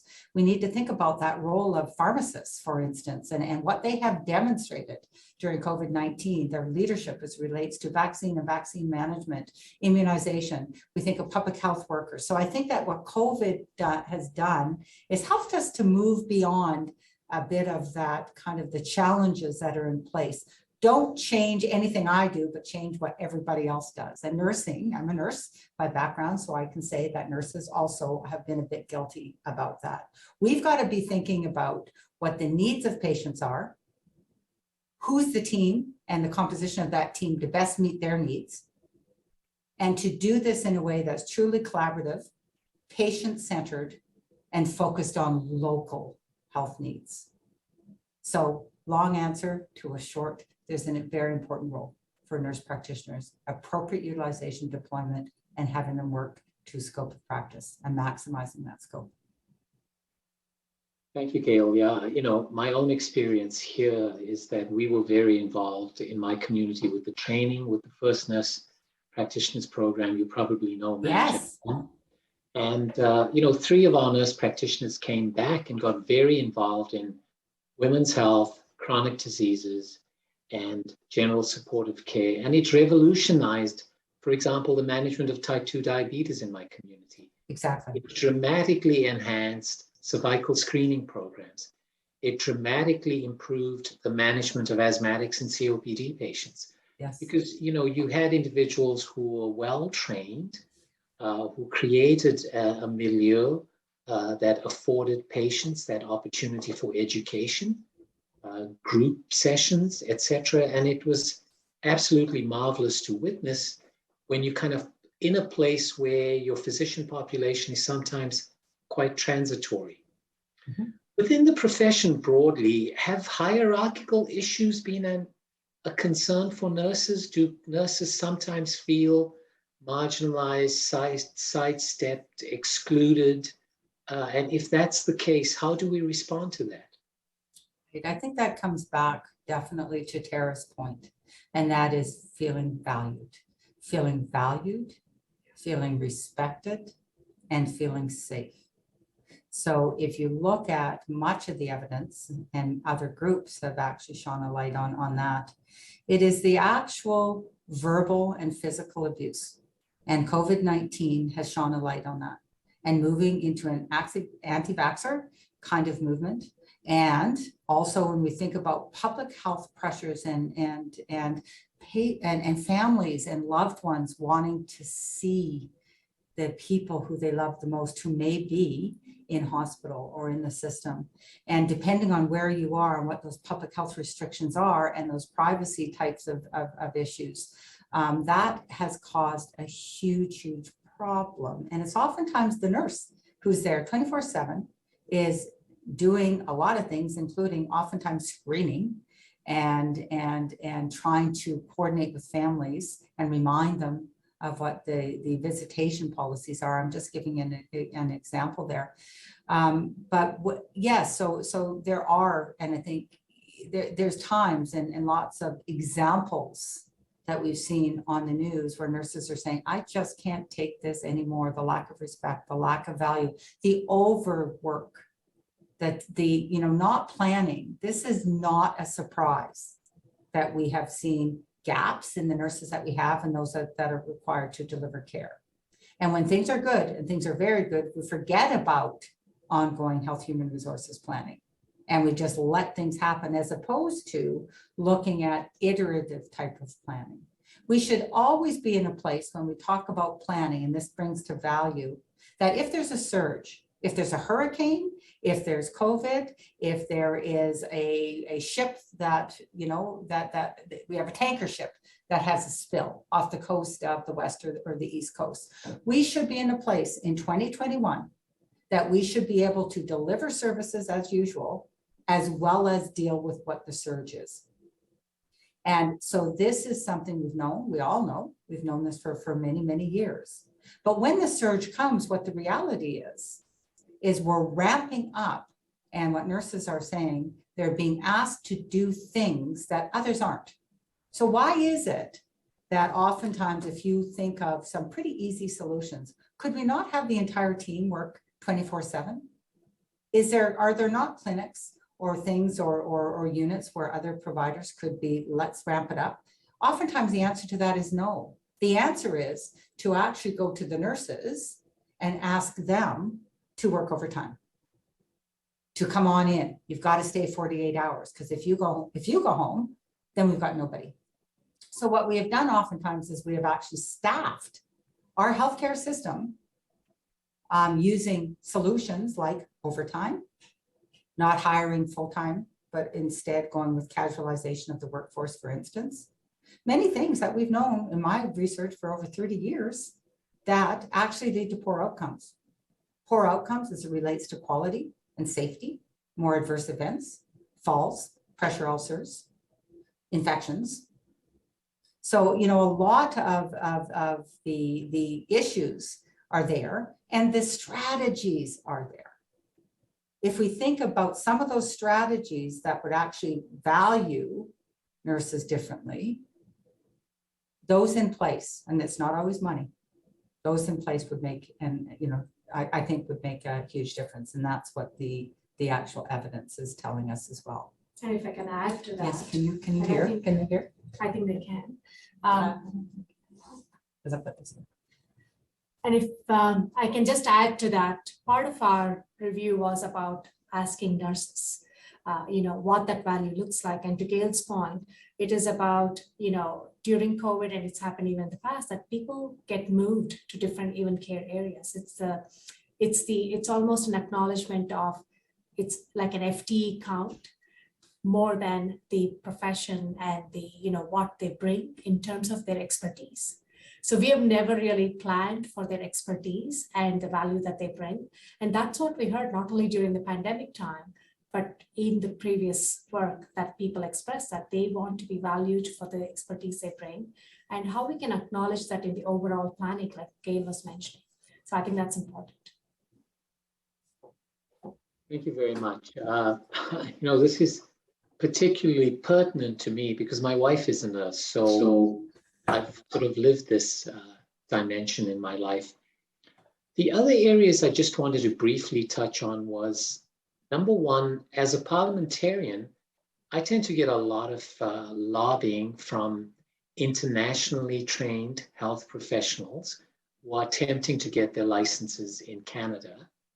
And many of them allege that there are significant roadblocks and opportunities are wasted in their opinion.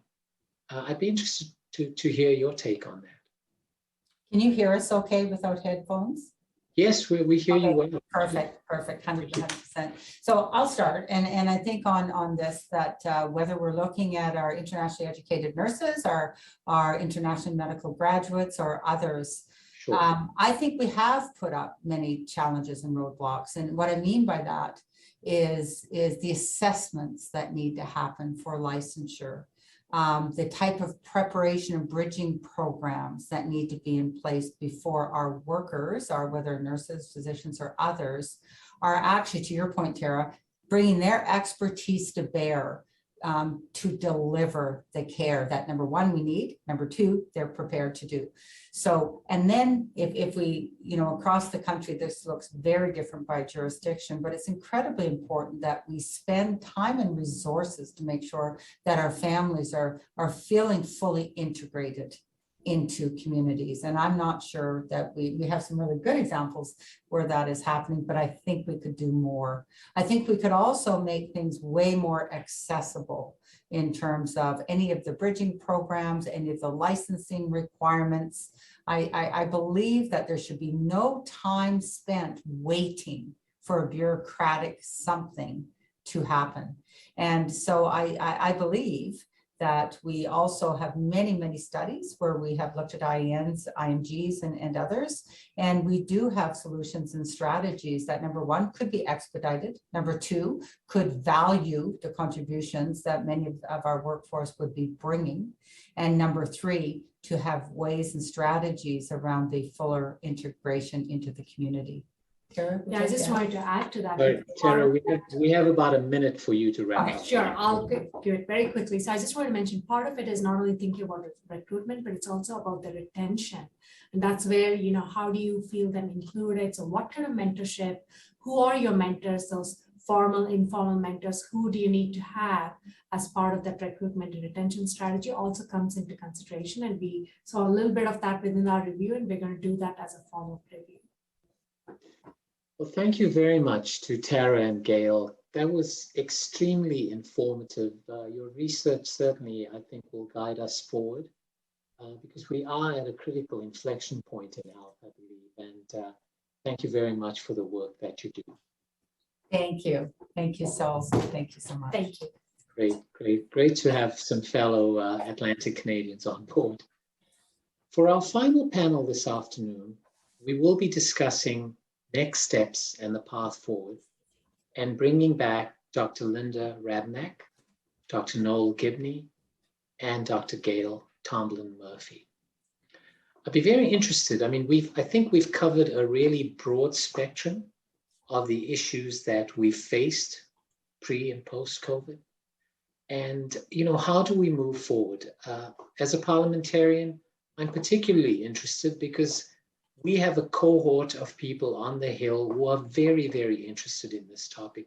Individuals who are physicians, nurses, dentists, epidemiologists, social workers, individuals who've worked within the healthcare system and truly appreciate everything that you're stating here, right from the fundamentals of the social determinants of health to the absolute crucial quaternary care services that we provide in Canada.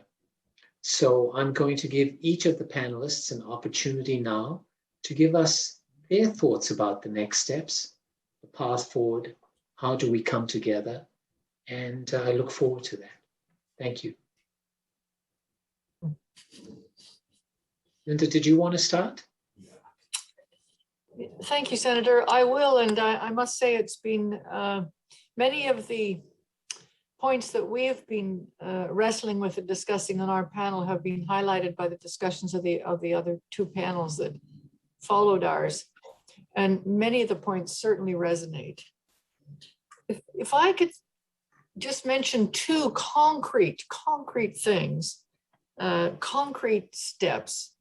One would be a focus upstream on the social determinants of health, a larger investment in public health. I think that this has been a public health crisis, and I think that we, without a doubt, underinvest in public health and all that means. We were unprepared, caught flat-footed, and so on. So I think that a greater focus and attention put upstream, notwithstanding the huge importance of all the expertise in critical care and all that. But emphasis on public health and the community embedded approach, which we talked about, which includes the social determinants of health. The second point that really resonated in the discussions with both panels is the issue of the model of care. And there's a tremendous need to be able to better support and better implement and enact team-based care. We heard from our critical care colleagues, it's very much team-based. It's a team that takes care of critically ill patients. I think that the last panel talked about the role of nurses on teams, and we also identified a change and a modernization of the models of care. And underlying all of that are issues around compensation for issues around scope of practice. There's a lot there, but nonetheless, we need to modernize our models of care. So I would just highlight those 2 points. Thank you. Noel, could I get you to take it from here? Absolutely. Thank you, Senator. From my perspective, I've certainly enjoyed the sessions today. I think it's very, very clear that COVID has affected different sections within our populations very differently, particularly the poorer, the racialized, the indigenous. And at the same time, it has also affected different provinces in very different ways. From our perspective, it's also clear that politics within different provinces has affected how we've managed the pandemic across the country.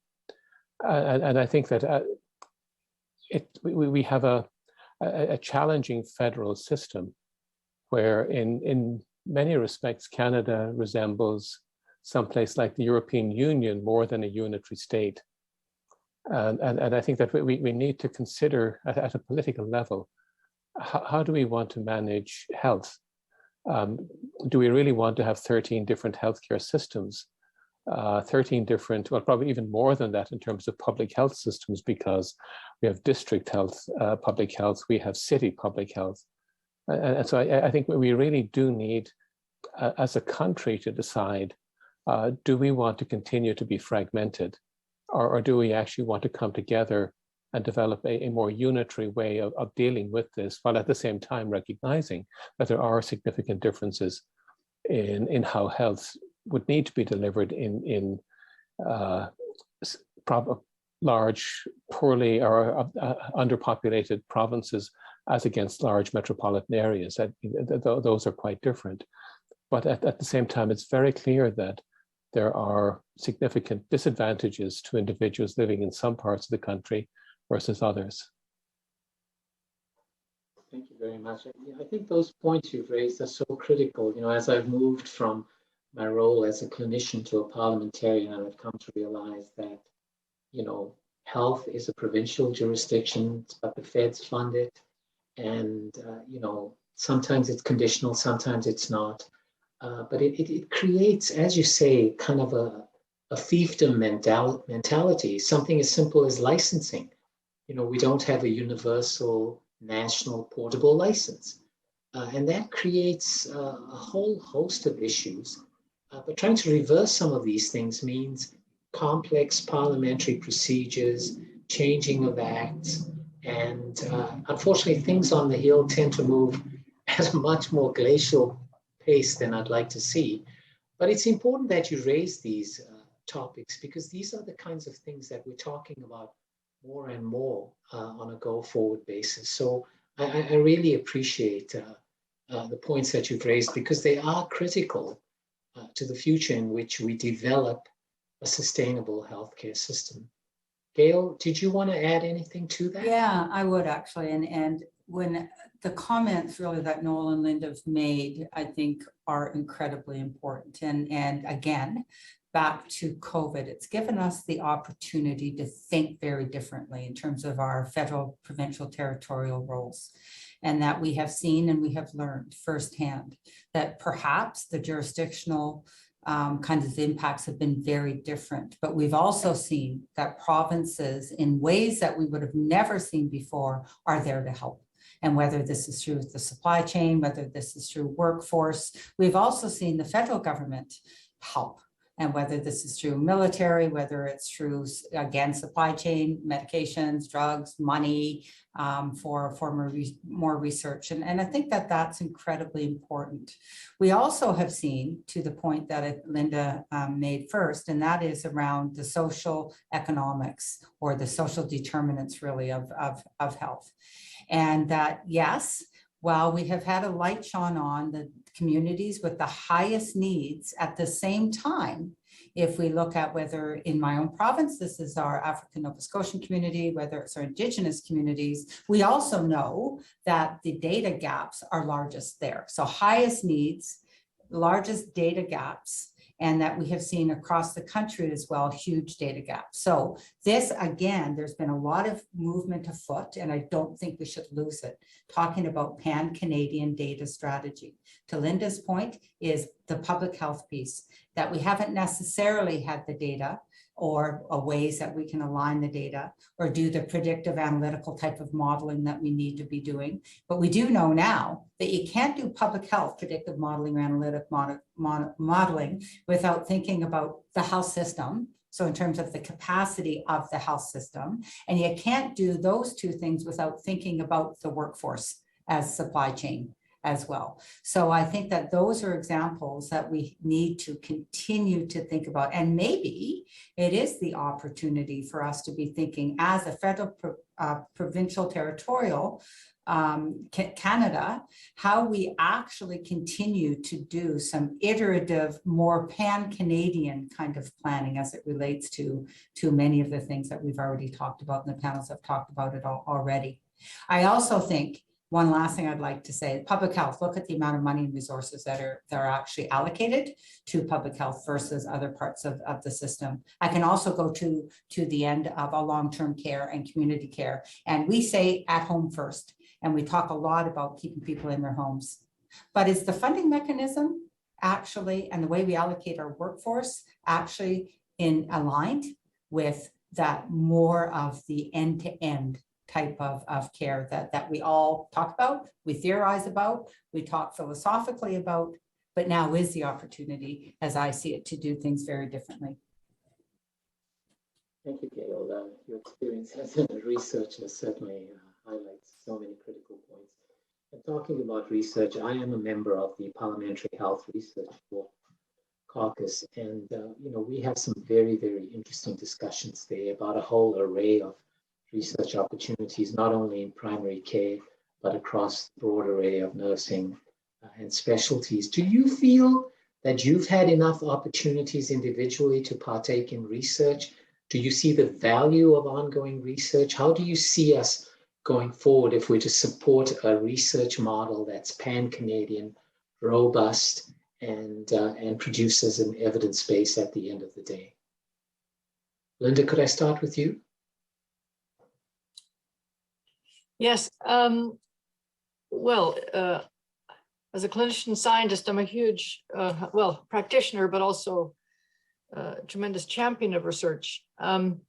What I would say, just from the perspective of someone who works in a provincial health agency, an agency of the government here in Ontario, I think we could do much, much more embedded research, implementation science. When we make an investment of public dollars in rolling out of some initiative, whether it's a screening program or strengthening surgical oncology or a better way to manage wait lists, we don't, as often as we could or should, evaluate it as we're rolling it out. We're very reluctant to do randomized rollouts, for example. Why not? In Finland, they do with splendid insights. And I think that embedded, there are big investments of public dollars here, and we don't do enough to evaluate them kind of and set that up and design it at the outset before we roll things out. And I was very impressed with the research that was done in England during the pandemic on Noel can speak with more authority on this than me for sure, but the randomized trial that showed that Decadron was effective, that was splendid. And how fast, and they got multiple centers involved in this big network, and they carried out this randomized trial. It was just superb. We're not positioned to do that. We could do it. There's no question. We have the talent and expertise and the patience, but it's just something that escapes us and so far. And I'd like to make a pitch for, that kind of nimble research network that could really answer important questions in a very timely manner. Thank you. Noel, would you like to add to that? I think that's just an excellent point, Linda, because what's been interesting looking at critical care research in Canada, many of our academic groups have had a number of proposed studies. Many of them were duplicative. Rather than working together, a lot of our teams tend to want to work on their own. Our research ethic boards tend to be slow in responding. We're certainly not nimble. And so, I mean, my sense of it is that we have a long way to go, particularly when we're dealing with something like this, where we need a rapid response. We need a coordinated response on a national basis, so that we don't have to rely necessarily on dozens of research ethics boards, but in an emergency like this, we can have a national one with appropriate funding, so that we can move quickly, just as they have in the UK and in other unitary states. Again, it's that challenge that Canada has with fragmentation both on an academic basis. So in Alberta, for example, we have different groups working at the U of A and the U of C who should come together. And likewise, right across the country, I think we need to take more action, for example, with the Canadian Critical Care Society and the Canadian Trials Group, rather than individual provincial groups. Do you feel that you have enough protected time to partake in such research if it was made available to you, or do we need to look at models of funding that would encourage individuals with expertise like yours to actually engage in national research? Well, I think the pandemic, it adds particular challenges with respect to critical care, because I think everyone has been working at full capacity clinically, and anything else is taken out of the rest of what little time people have. But at the same time, in general, I think we don't fund our researchers as well as other countries. I think we need more grants to do that, and we need more individuals who are allocated 80% of their time to do research and 20% to clinical and teaching. And that's challenging, but hopefully this experience will teach us something. Yeah, I would, Senator, I would just jump in and add to Noel's comment there. If you do a PubMed, you would not have trouble finding essays and think pieces on the clinician scientist, a dying breed, ? It's a particular issue for the clinician scientist as opposed to, dare I say it, the bench science.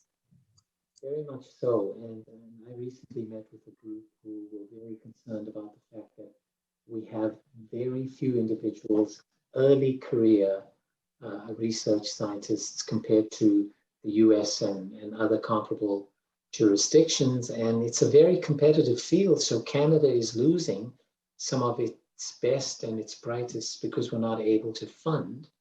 And, you know, once they're gone, the chances that they'll come back are significantly diminished. Gail, can I go back to you? Yeah, thank you. And yeah, thank you so much. And I would just build on the point of research cannot be on the side of people's desks. So research is not just for researchers, that the best ideas And some of the very best pieces of work come where we have patients, families, and clinicians involved very early, and in fact, in many cases, leading.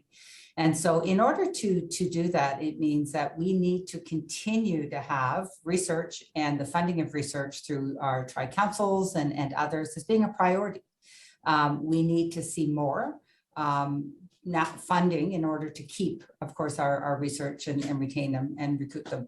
But I'm really going to, go down the road that I think Linda went, and the embedded scientist type of model. Again, COVID-19, oftentimes we saw when we had research that was being funded quickly, let's get a vaccine, let's get the best vaccine management program, let's figure out studies around seroprevalence, let's figure out.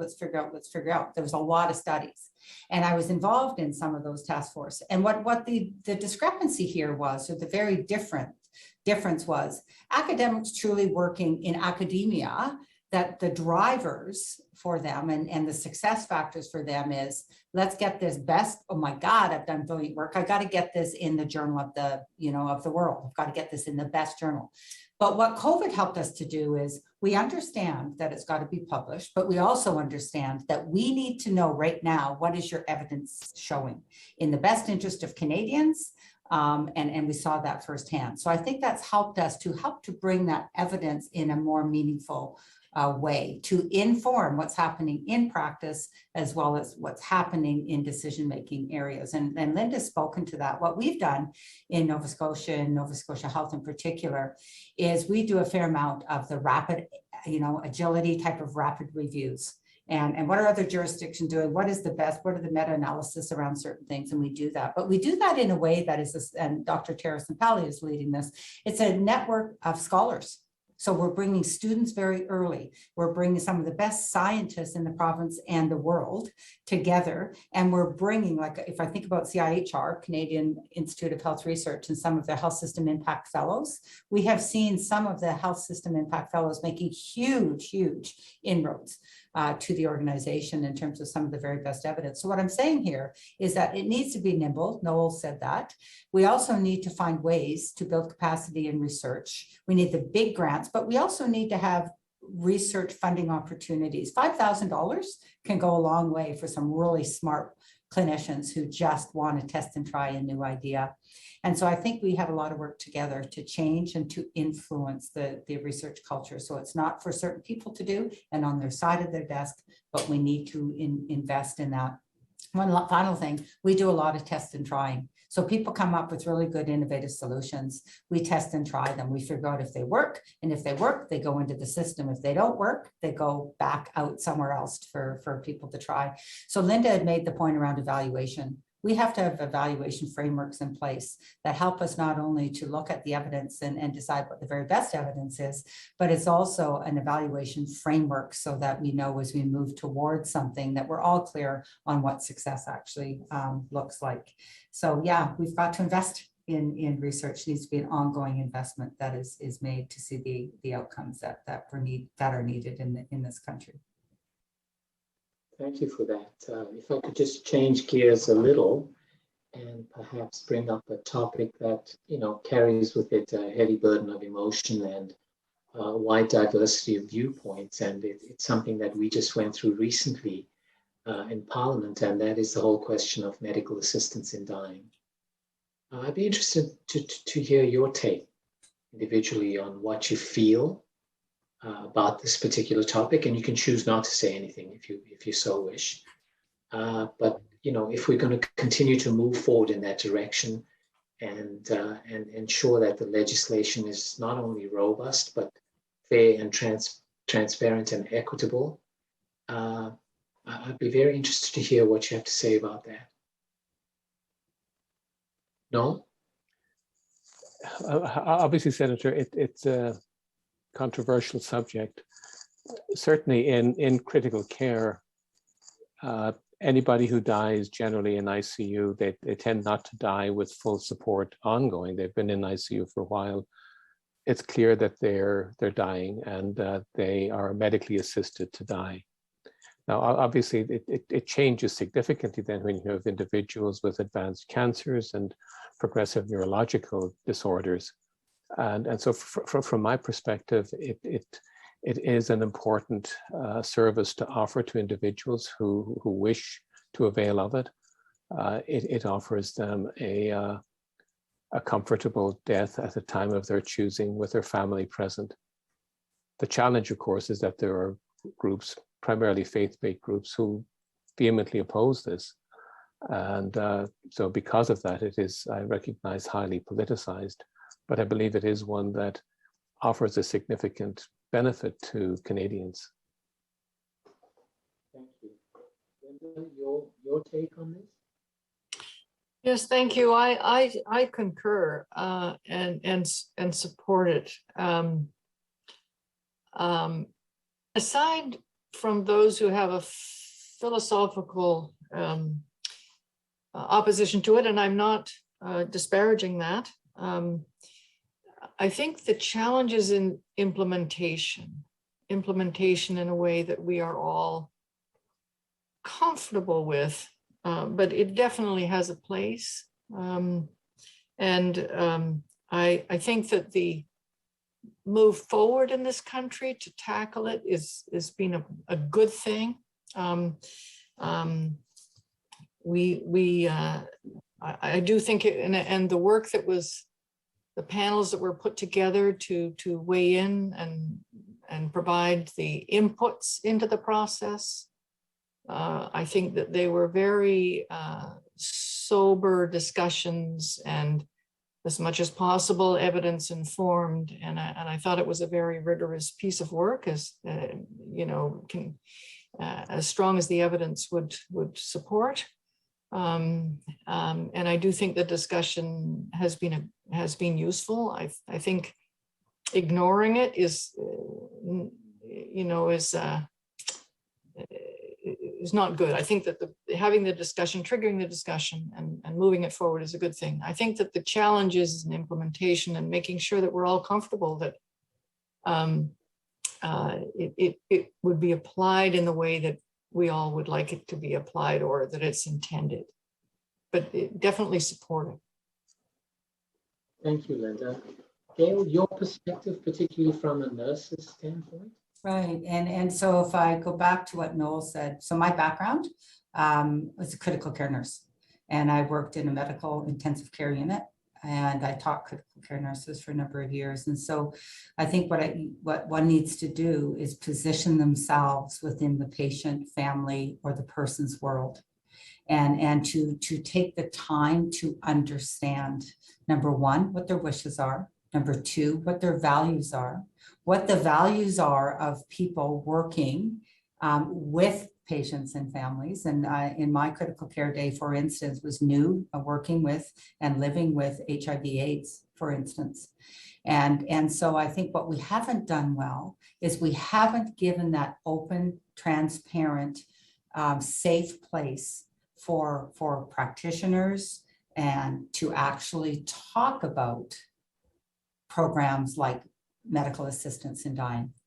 And so we need to do that in a way that is safe and to respect when people's values are such that it would be not in the best interest of a patient or a family to have a caregiver with certain values. Then we have to also make sure that we have that kind of matching. I think within medical assistance in dying, we also need to think about the diversity of our communities. And what does medical assistance in dying actually mean in our Indigenous communities, in our African Canadian communities, in many of our other communities? We really have to understand, are these policies something that go across the board? Are they policies that actually are contextually based and then individually based? So I believe, and I'm going to add another one to this, and I'm not, don't want to be on record for anything, but it's the same as those people who choose not to be vaccinated. And so there are some very difficult kind of dilemmas that we have before us, but we do need to have policies, and we need to make sure that people who are implementing those policies and involved in those policies truly understand them and have the opportunity to talk about what their values are around that. And that would be according to a code of ethics or any kind of standard of practice. And so it's interesting for sure. And to Noel's point, I think that medically assisted assistance in dying is something that has been quite apparent in sectors. Thank you. Thank you very much for those very insightful comments. Again, to change gears a little, I think we've all been aghast by the polarization that the whole anti-vax versus vaccination movement has resulted in. We've seen access to clinics being blocked, hospitals being blocked, attacks on healthcare professionals, etc. You know, a degree of harassment that went beyond anything I could have ever imagined. My suspicion is that when we look at this in Parliament, that we will likely impose criminal sanctions on individuals who perform this type of behavior. How do we go about bridging this gap, or has the gap become too wide? Linda?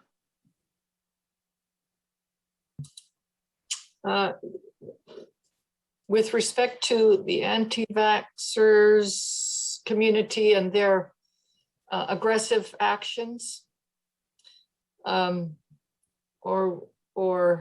with respect to addressing the anti-vax perspective.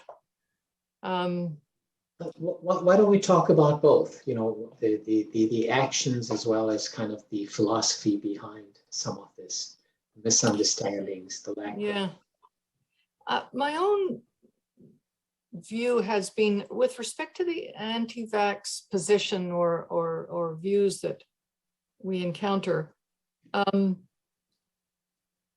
think a proportion of those are actually hesitant, vaccine hesitant, or there's an underlying fear of needles, dare I say it, or someone who's had a vasovagal reaction and fainted at a previous, you know, I think there's a subset in there that actually aren't really anti-vax. They're hesitant for some reason, or they had a family member who they heard had a bad reaction and an adverse outcome.